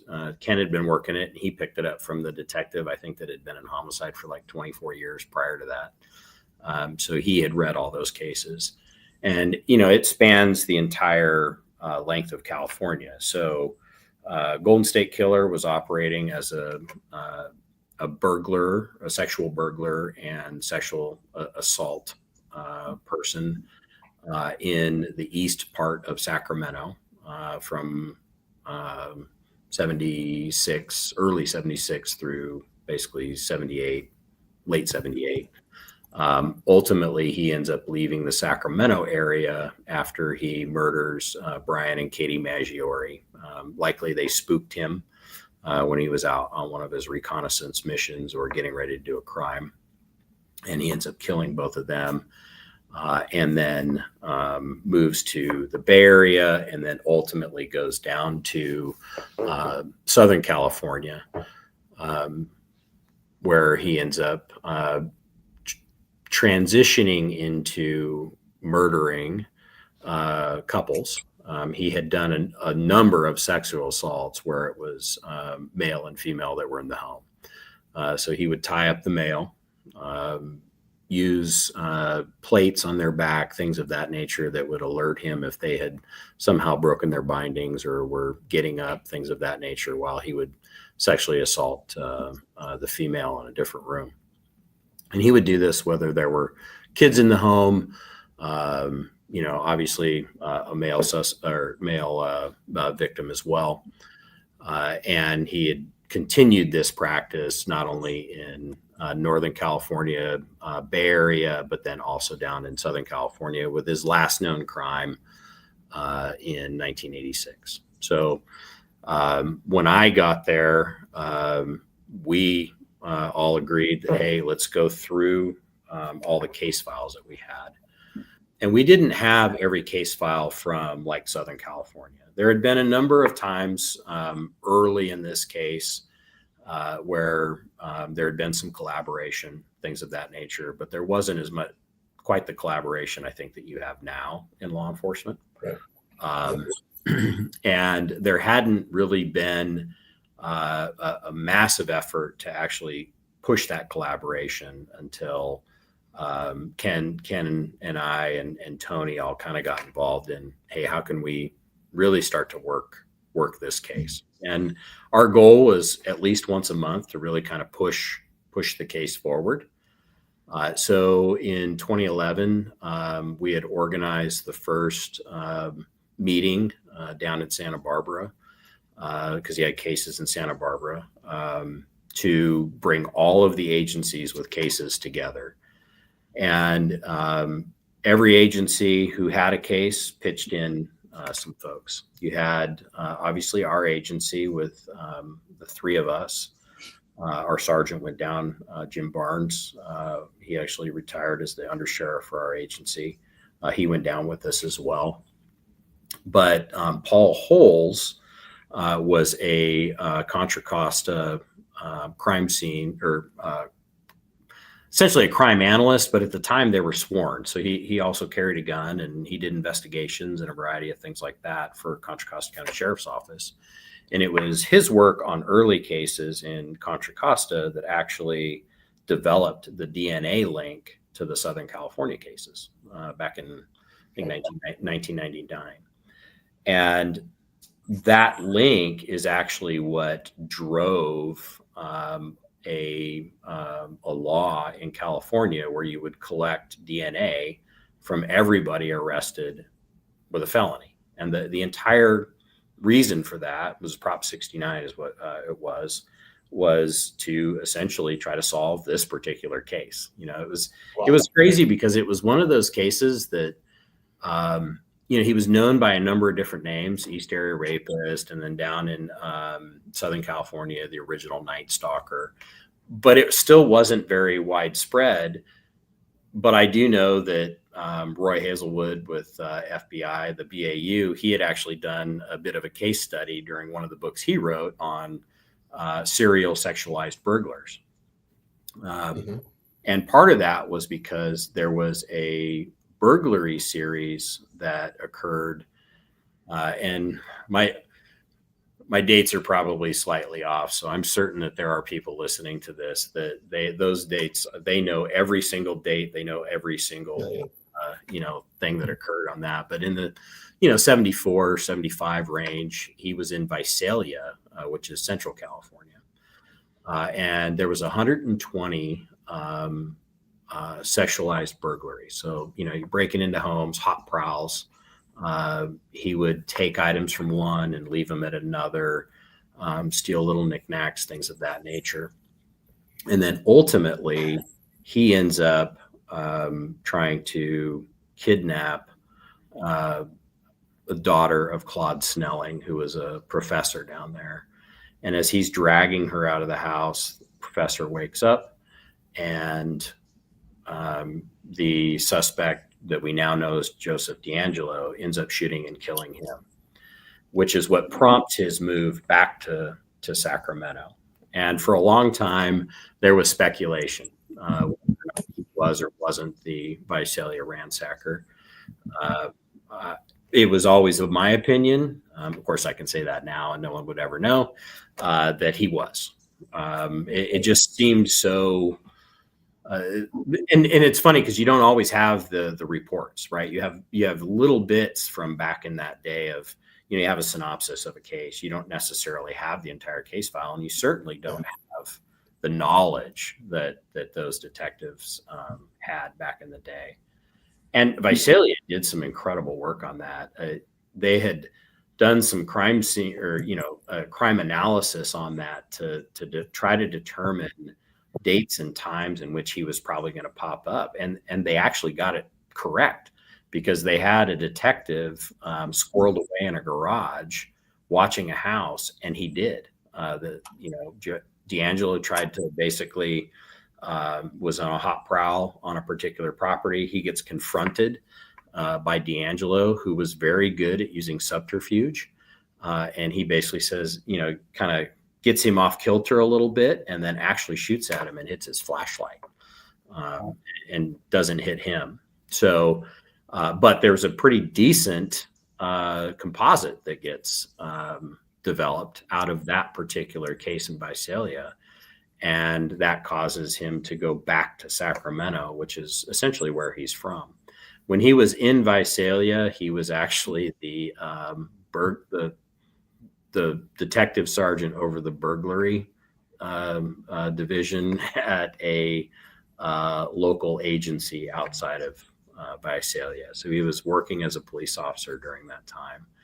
And then he goes back up to Sacramento and gets hired by Auburn PD as a police officer as well. So during much of a variety of his crimes, he's actually working as a police officer also, which is crazy because I don't even know how he had the time. I mean, the amount of drive that he had to be doing all of his surveillance and then also working. We also know that he had, a wife and ultimately ends up with 3 daughters as well. Monster. Yeah, it is a wild case, but Michelle McNamara actually got interested in the story, and she did a story for LA Magazine, and she chronicled the whole thing. And she's the one who actually came up with the term for Golden State Killer. She was the wife of Patton Oswalt, the comedian. Yeah. Oh. Yeah, and she passed untimely. So before he was actually caught, which was unfortunate. You know, his parents live like 4 blocks from me. Oh, really? Yeah. They're from Herndon, Virginia. Okay. Yeah. Small world. Yeah. We're talking about Patton Oswalt, you mean? Yeah. His parents live like 4 blocks. Not that I'm a huge fan of his, but I think he's an anti-cop. He's anti anything that we're pro, probably. But that's all right. That's okay, though. Yeah. I do like his skit related to the realization that you've been stopped by the cops with a prostitute that may not be of the gender you were looking for. but I can only imagine. It's pretty. I can give him credit for that. Yeah, I can give him credit for that. But yeah, listen, let me bring this timeline back because I just want the audience to realize how prolific this guy was and over the period of time. So, I mean, it's small. I know you can't really read it for the purposes. No reason to go through it. There's a lot, but I just wanted to give a visual indication to the people. So starting in 1961, where he was in high school and all the things he did, and then going all the way up until 2018 when you guys wrapped it up and stuff like that. So I just wanted to show that and bring that up. And then the maps are pretty good. And then the different composites. So this is a really good representation here. Yeah, that's a great timeline. Of course, the benefit of hindsight, right? I mean, we had a good portion of that, obviously not knowing who he was, exactly where he was from, and kind of what he was doing during that time. But something similar that we're using, and when we talk about technology stuff, so much of my involvement. Well, let me go back to 2011. So we get everybody together in the room, right? We've got Paul Holes, who is kind of our DNA guy. I mean, that very, very smart individual. And he's been working on this case since 1999, right? A lot of time.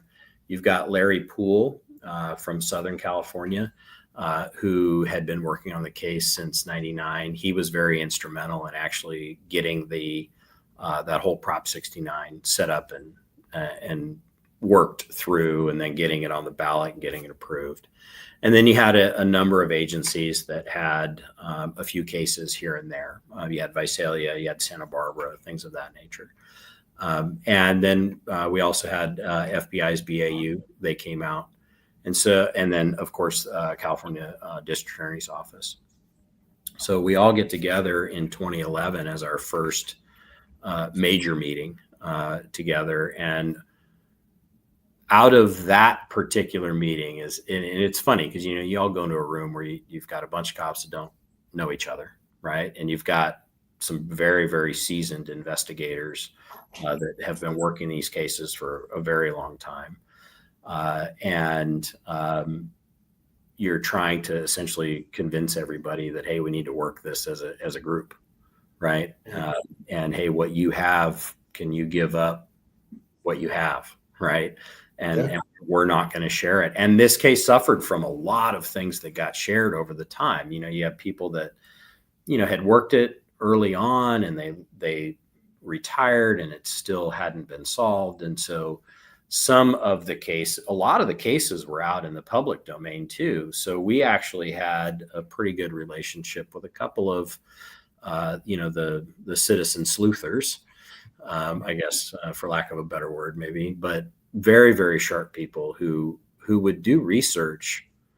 I mean, that, it would rival somebody at the Library of Congress that's doing research. I mean, and they're going down every rabbit hole known to mankind. Citizens? Yep. Yeah. Have you ever seen the documentary Don't Fuck with Cats? I've heard about it. Let me tell you, it actually pertains to how a bunch of citizens in Canada, and I think some here in the United States, tracked down a serial killer who, the reason they went after him is he filmed himself suffocating cats in a bag. So these are just regular people. It's a fantastic documentary. It should be required. It should be required watching. No, I mean this, in like a police academy or an investigative academy. What these citizens did, even with geolocation, looking for like landmarks, stunning. Watch it. I'm telling you, it's worth the time. Don't fuck with cats. So they basically found this guy. He was a transvestite serial killer living in Montreal, right? But they found him because they were pissed off that they were animal lovers, PETA types, and they were tracking him down for murdering cats. And it turned out they stumbled into a serial killer case and actually wound up helping catch the guy. Watch it. It will blow your fucking mind. It does not surprise me. I mean, the amount of following that this case had online was incredible. And, you've got varying levels of folks that are interested in it. But we had two really good folks that you talk about the OSINT data, the information is just out there, and the things that they have the time and the desire to actually sit there and go through. And you can't share everything about a case with them, but you can certainly, develop a pretty good working relationship with people that are providing you with, hey, what about this? This is some of the information we found here related to that, things of that nature. Let me ask you this, Paul. With that case, because it involves so many jurisdictions, and look, I've been to Santa Barbara. I've been to a few of those places. Santa Barbara is one of the most beautiful places I think I've ever been. Mm-hmm. But I mean, did organizational ego, organizational pride ever get in the way where agencies didn't want to share because they were, hoping to be the ones that broke the case? Or was it a pretty good ad hoc task force where folks shared openly what they could? Obviously, not maybe with the public, but with the other organizations involved. We experienced that they were sharing, right? I mean, it took a little while to develop that trust. We're not just a bunch of fly-by-night guys that are trying to cut you out, and for that reason, right? Like, hey, I'm not just trying to solve the case and not let you solve your case. I can't necessarily say what happened early on in this case with agencies, but from the outside looking in and not having a dynamic on that, I would say that played a greater role back then than it did during our time that we're there. Not always the case, but that's great. Yeah. And I do think we're fortunate. I think time passage helps, and not only that, I think as a profession, we get better and better. Right. So 2011 was the beginning of that. And, you didn't have the great technology. Okay, well, how do you share all this information? Luckily, FBI was willing to basically host all of that on a secure website that, at the time, nobody had the money to do that, agency to agency. So all of the information was put out there so you could actually learn about each and every one of the cases, which was incredibly helpful. And out of that, we developed some strategies, like, hey, how do we want to move this thing forward? And much of, my role in this case, I was not the DNA guy. I wasn't the investigative genetic genealogy guy. The DNA, we knew we had a profile. We knew that we had other evidence that would likely yield a full genetic a SNP related to their full genetic profile, but you had to get agencies that were going to give that up, and that's a tough thing there, because now you're like, okay, well, if I allow all of this material to get used, right, I have to still be able to preserve some of that for defense if we do catch this person. So there's a lot of evidential concerns that you have related to that. And really at the time, even though that was something we actually talked about, because it was really the kind of the burgeoning of 23andMe and the genetics. Everybody trying to figure out where they came from and all that kind of good stuff. It really just wasn't there yet. The technology just wasn't there, but it was certainly something that we were interested in. Funny enough, I don't. I believe that so people don't. I don't know if people realize, but the CODIS database, where you actually have offender DNA placed into, right? It's the repository that gets searched for DNA that you find on scenes.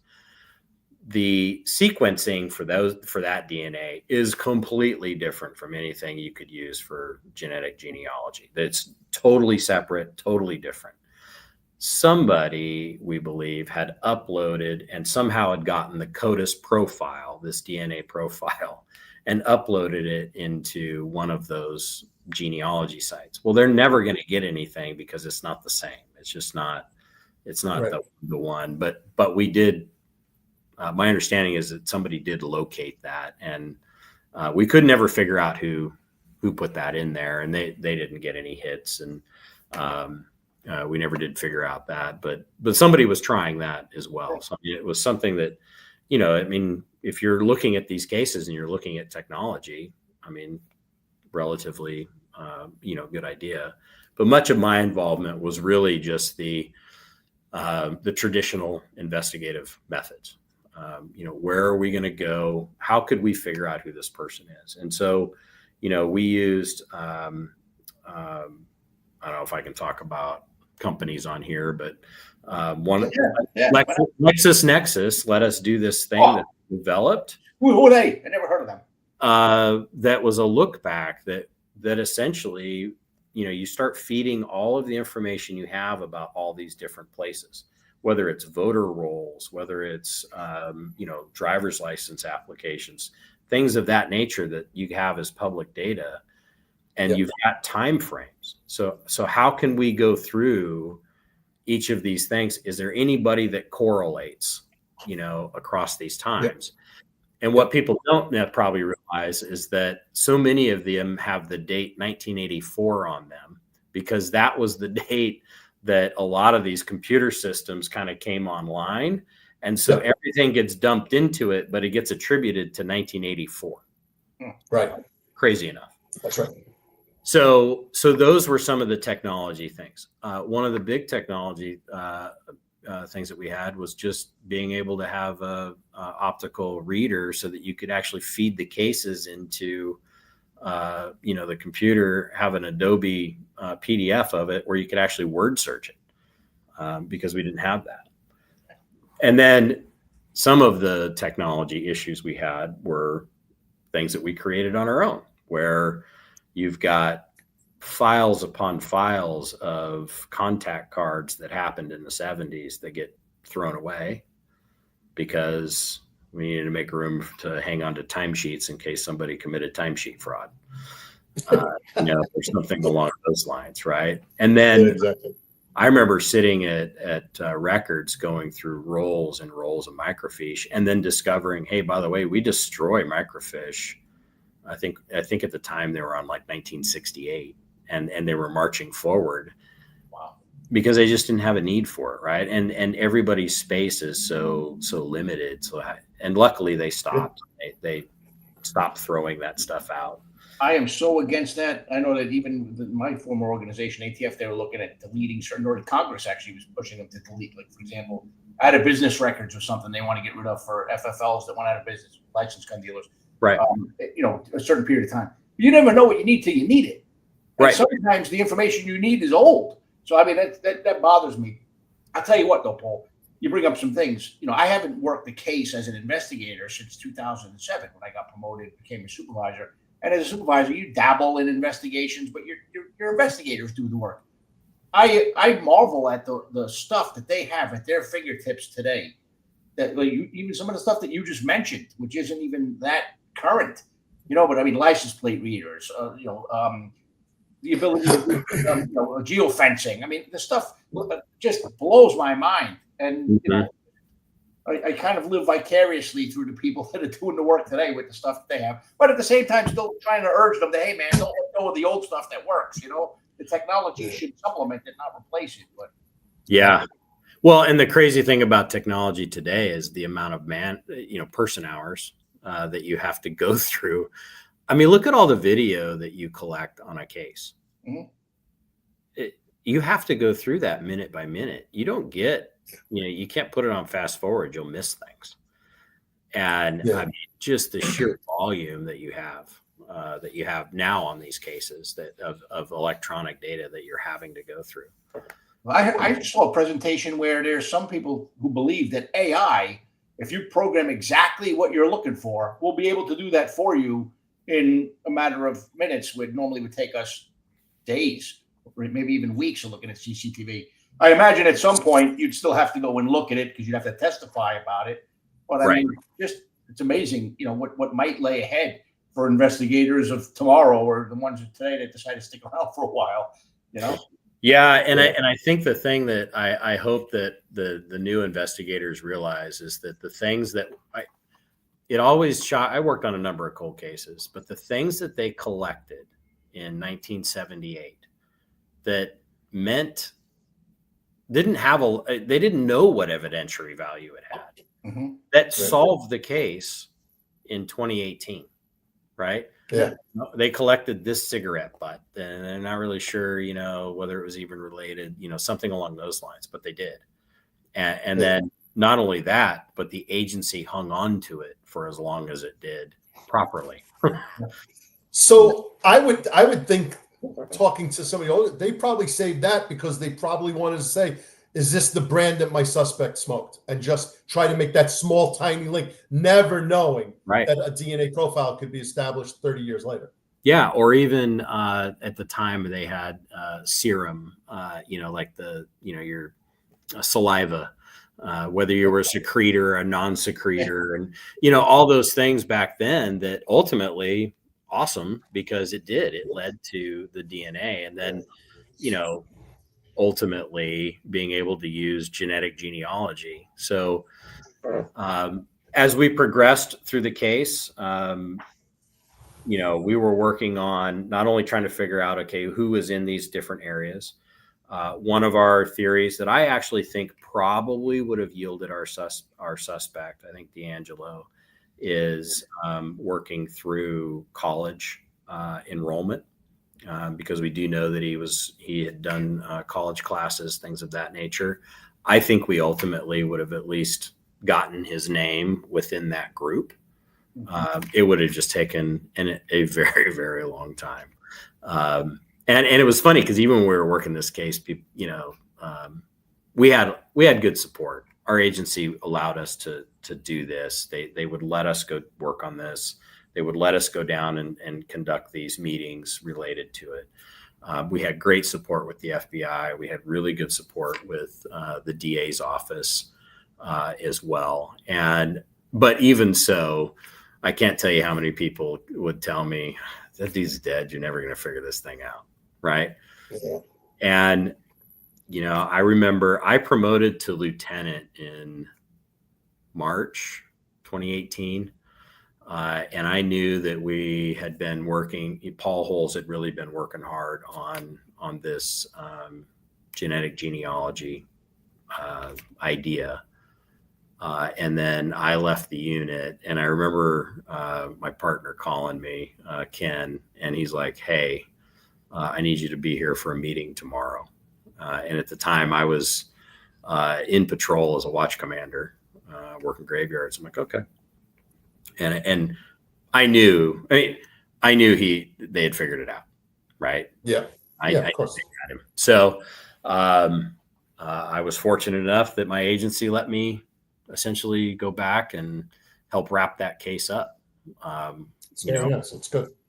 So I assisted with not only the arrest as far as the logistics. I wasn't involved in it, but also with conducting the search at his residence and going through that place with a fine-tooth comb. I mean, we did absolutely everything. We did ground penetrating radar. We did FLIR to try to look through, walls, poked holes in walls, variety of things like that to try to see if we could find things that might link him,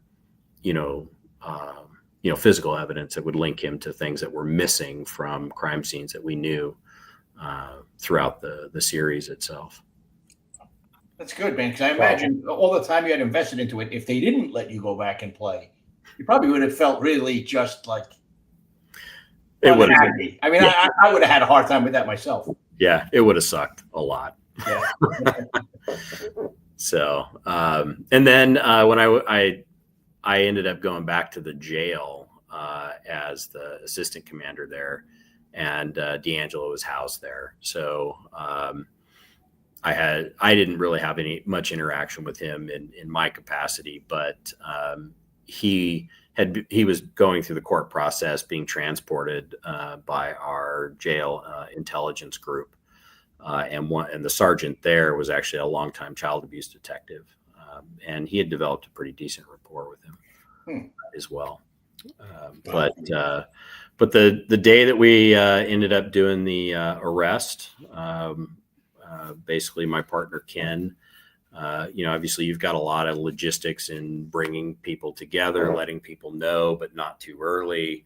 And then you've got, okay, well, who's going to do interviews, all of those things. And Ken actually went in there and conducted the first portion of the interview with him once we arrested him.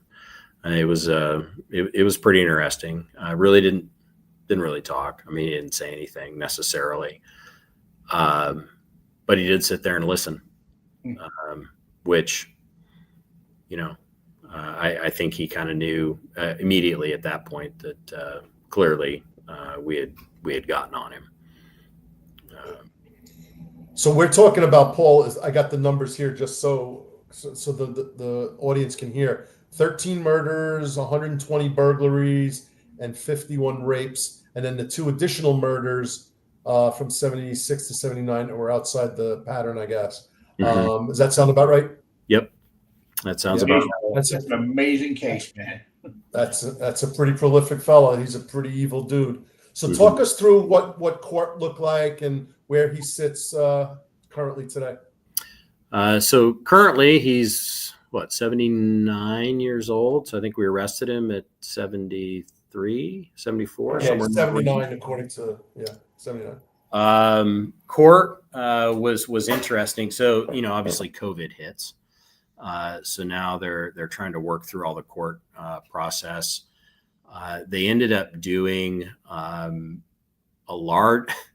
they did a large portion of it at California State University, Sacramento, because it was such a large open ballroom. So we would transport him there, and they would go through some of the court proceedings.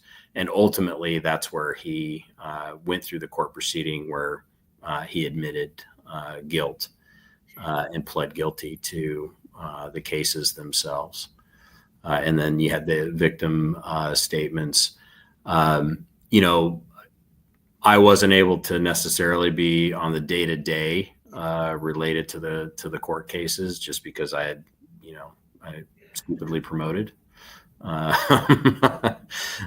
But obviously hearing about kind of what's going on, and I did get to go to a number of the court days to kind of listen to him, and then the victim impact statements, things of that nature. But I'm thankful that he decided to actually admit it. I think it was helpful for everybody involved, including himself. I can't imagine how long that court trial would have taken to even come to fruition. Most of our cases at that time were running, fast one was 2 years. Most were in the 3 to 5. I can't even imagine how long that one would have taken to actually come all the way around. He looks like a Nazi war criminal in that picture. Yeah. So one last question on the Golden State and D'Angelo. Family members, a lot of these were a long time ago. who was still around? What kind of outreach, what kind of interactions did you have with family members? How direct were they? How close were they to the victims? Any stories come out of there? Yeah, so there was a number that we had been that we had talked to throughout the time, right? Certainly within at least within our region, and then the Southern California agencies, they had contact with the family members as well. I actually had a murderer. So one of the cases in which he did a sexual assault. It was a husband and wife, and then their children were home as well. And then you fast forward to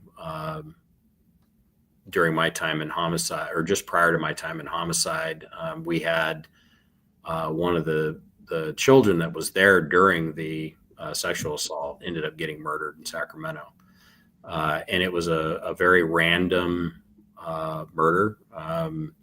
It was a cold case for a while. And oddly enough, that on the day that we were going down to the first East Area Rapist meeting, the suspect that committed that murder came into one of our offices and confessed. And he basically came in. He had clearly some mental issues. And he came in and he wanted to report a lethal contact that he had had several years prior. And I thought at the time that our homicide, that a couple of our homicide partners were just messing with us because they were angry that we got to go down to Santa Barbara. And Yeah. And that's typical. At first, we're like, yeah, okay, whatever, sure. And they're like, no, yeah, the guy walked in, and the only person that was at that state, he went to our downtown office, which had some security officers, but then the only other person that was there was, I think, one of our deputy chiefs actually had to put handcuffs on him, which he hadn't done in quite a while. So he gets transported to our office, and we went through an interview with him. It was probably one of the most chilling interviews I've done because, you know, the concern there is that you've got some sort of false confession. And so you don't want to give somebody like that any information. Literally we asked him, okay, well, what happened? And he lays out in incredible detail about what happened and what he had done to this poor guy. And we would have not, I don't know, we would not have located him had he not come in. Unfortunately, we later found out that it's pretty likely his family knew he had done something like that and had told him never to say a thing again. Yeah. All right. Well, listen, we're 2 hours and 7 minutes. If it's okay with you, if you still got a little more stamina, Sure. Pete said he's good for 3.5. So just you retire and all the work you've done at IHIA, and then the new role there, and then you can whatever, you know, I think it's good if you want to talk about what you're doing now and why you're in Brooklyn, because, you know, this is really just the cherry on top of a wonderful career of real meaningful work, and you're still doing it, but in a different way. Yeah. So I ended up retiring. I ended up as the assistant commander at our homicide or centralized investigations division. Which I was very, very thankful to have made it back there towards the end of my career. I really enjoyed it. And even as a lieutenant, I probably bugged the crap out of the detectives because I wanted to know about all their cases and, you know, what are you guys doing? And, you know, how are all those things going? But ended up retiring in 2021. I went to the state of California for about 6 months and worked for California Post, our peace officer standards and training. My prior homicide sergeant, who was also my homicide lieutenant and retired captain for us, had gone over there and asked me if I wanted to come over. So I got to work there doing some work on a peace officer reform bill that had been passed. And then also, funny enough, one of the things I actually enjoyed there was doing property and evidence audits. which sounds super boring. But what was the fun part was I could actually go to these agencies because it was free for them to request, and you would tour, their property warehouses. You would tour how they collect and book evidence, things of that nature. And I remember thinking that if there was a shortcut that I could take on booking evidence, I probably took it, and knew some of the pitfalls related to that. So you could kind of see some of those things happening, but then also the reports were often used to try to get them some space. I mean, it is unbelievable the amount of property that is just, that the space that you need to warehouse all of that and hang on to it so that you're not throwing things away that you need, or not losing evidence on, cases and things of that nature. And then I was basically, I ended up at a facial recognition company, which I really, really enjoyed. It was a lot of fun because I basically just went out and I talked to, cops that were doing investigations and showed them how that tool worked. And the tool works incredibly well, kind of scary well. And, obviously it's a bit controversial, I suppose, depending on how it's being used and things of that nature. And then from there, I ended up with the company I'm at now. And essentially I do expert witness work. Much of it's just related to gunshots and urban environments, things of that nature. So I testify a couple times a month related to our company's technology, which allows me to kind of still be involved. You still get to talk to investigators, and I talk to quite a number of defense folks too, kind of educating them on the system, and sometimes homicide investigations if they have questions, things of that nature. Yeah. And what about, can you talk about the International Homicide Investigators Association and your relationship there? Before we do that, though, Ron Layson, 10-4 Tavern, true crime podcast. Hear the stories you've read about from those personally involved in the case. Another great guest and a great show. Thanks, Inspector. Appreciate that. Thanks, Ron. But, talk about the International Homicide Investigators Association. So I went to my first one in 2009. Obviously training was, it's something I'd been involved in. I was a firearms instructor. I taught at the academy, did driving, things of that nature. And then I was always enjoying going to classes, and I found they have a yearly symposium. So I went to the first one, and during that one, they were actually recruiting somebody for a West Coast regional director. And there was a couple of us that applied to do that. And I was selected in 2010. And I've been with the organization ever since. We've grown from just doing a yearly symposium, which was like a 5-week or 5-day conference throughout the U.S., and now we offer a whole host of classes. We have a basic homicide investigators course, advanced child death, officer involved shooting investigations, which has been something I've been teaching for since about 2012, somewhere in that range. I helped develop that for the state of California. It's a 40-hour course. But during that time, I've been, vice president, president, and currently I'm strategic operations, basically just strategic planning to try to, guide the organization as we move forward. What kind of courses should we put on?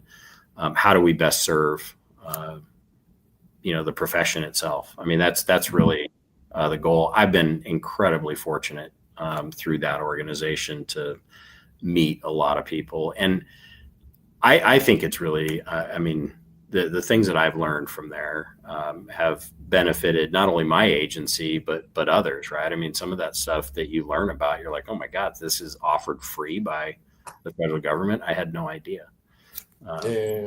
Things of that nature. Yeah.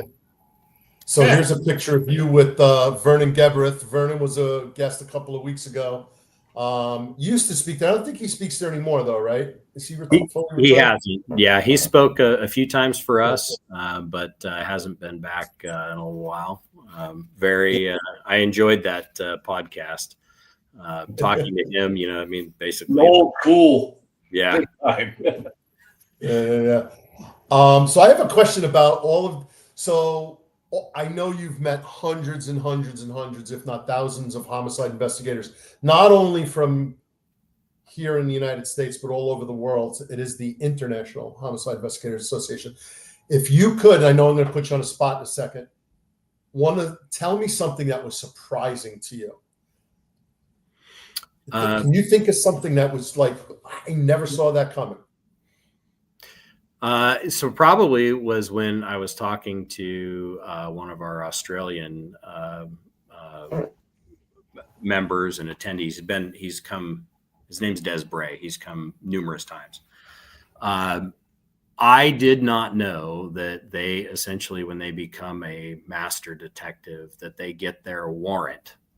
And it's literally a piece of paper that allows them to conduct search and seizure operations when they see fit. So that's good. If they're working on a case, he can literally go to a house and say, I have my warrant. Now, that's as I understand it, in discussing it with him.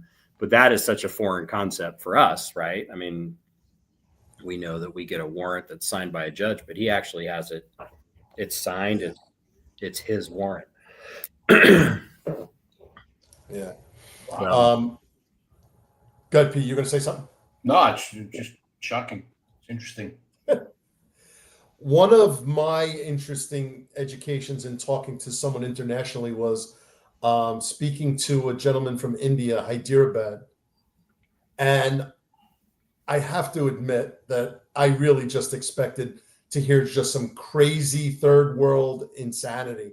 Mm-hmm. And I wound up having an hour and a half long conversation, finding out that he's chasing robbers and bank robbers and things not that far off from New York City and the United States. And I was like, Hyderabad? I don't even know what it is. I couldn't even find it on a map. I can find India, but definitely not Hyderabad. And yeah, it was pretty good. So the international folks, and then I did a couple international trips and some real funny. And then the UK cops are just hilarious, self-deprecating. The funniest guys I've ever met are the UK cops. Crazy funny. Yeah, so, absolutely. We get a lot of Canadian folks that comes to our courses. Don't go to the Tavern with them. I lived there for 2 years. I was assigned up there for 2 years for ATF as the liaison. Okay. My liver's still very pissed off of me. Absolutely. Yeah, we've taught courses in Colombia and then Guam, and have been actually contacted in the Far East countries as well. It's incredible. I mean, really, quite frankly, the cops around the world are dealing with the same thing that the cops around the world are dealing with. You know, they just have different, ways they have to go about it. Some are better, some are worse. Yeah. All right. Well, listen, guys, it was great.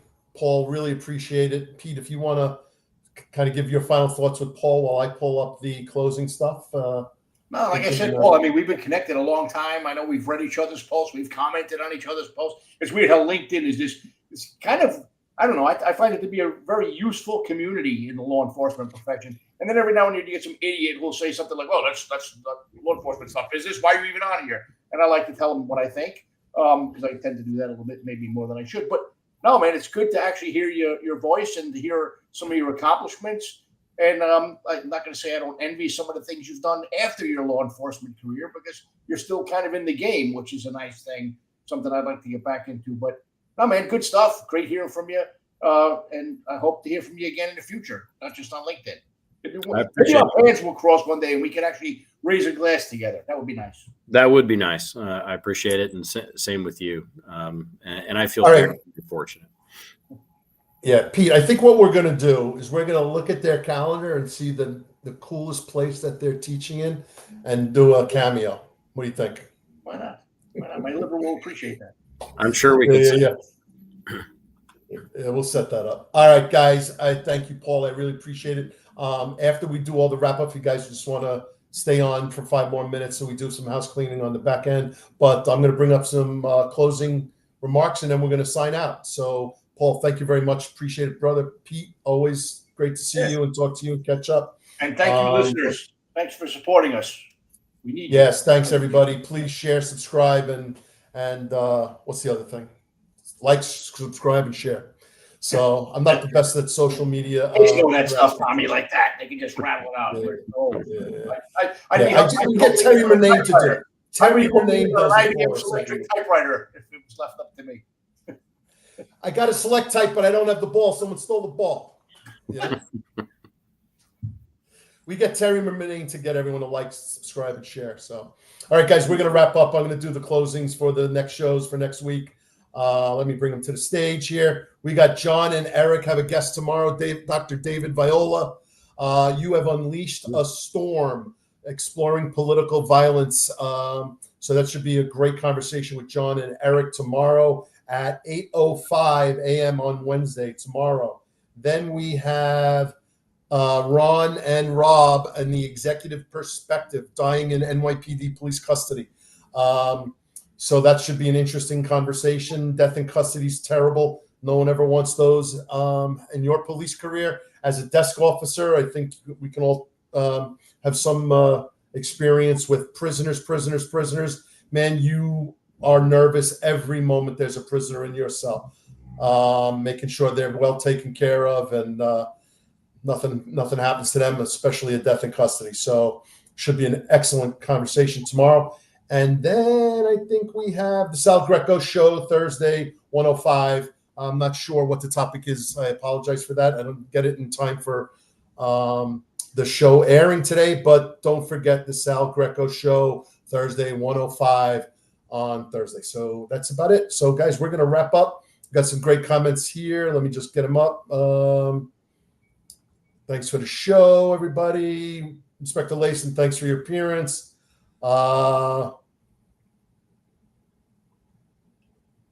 For VR Forever, Paul's awesome, fascinating stories, amazing career. The 3 Ps, yeah, I knew that was coming. You all know what that is. Prisoners and property are 2 of them. We'll leave the third one to the imagination. Yes. We'll leave it to the imagination. Goodbye, everybody. Please, everybody, be safe. Pete, you know how to sign off. What do you tell everybody? It's okay to be okay. It's okay to not be okay, rather, but it's not okay not to do something about it. You saw something in your career, you're struggling, get help, ask for help, talk to somebody. Don't suffer in silence. Okay, everybody. Thanks. Signing out. Everybody have a great night.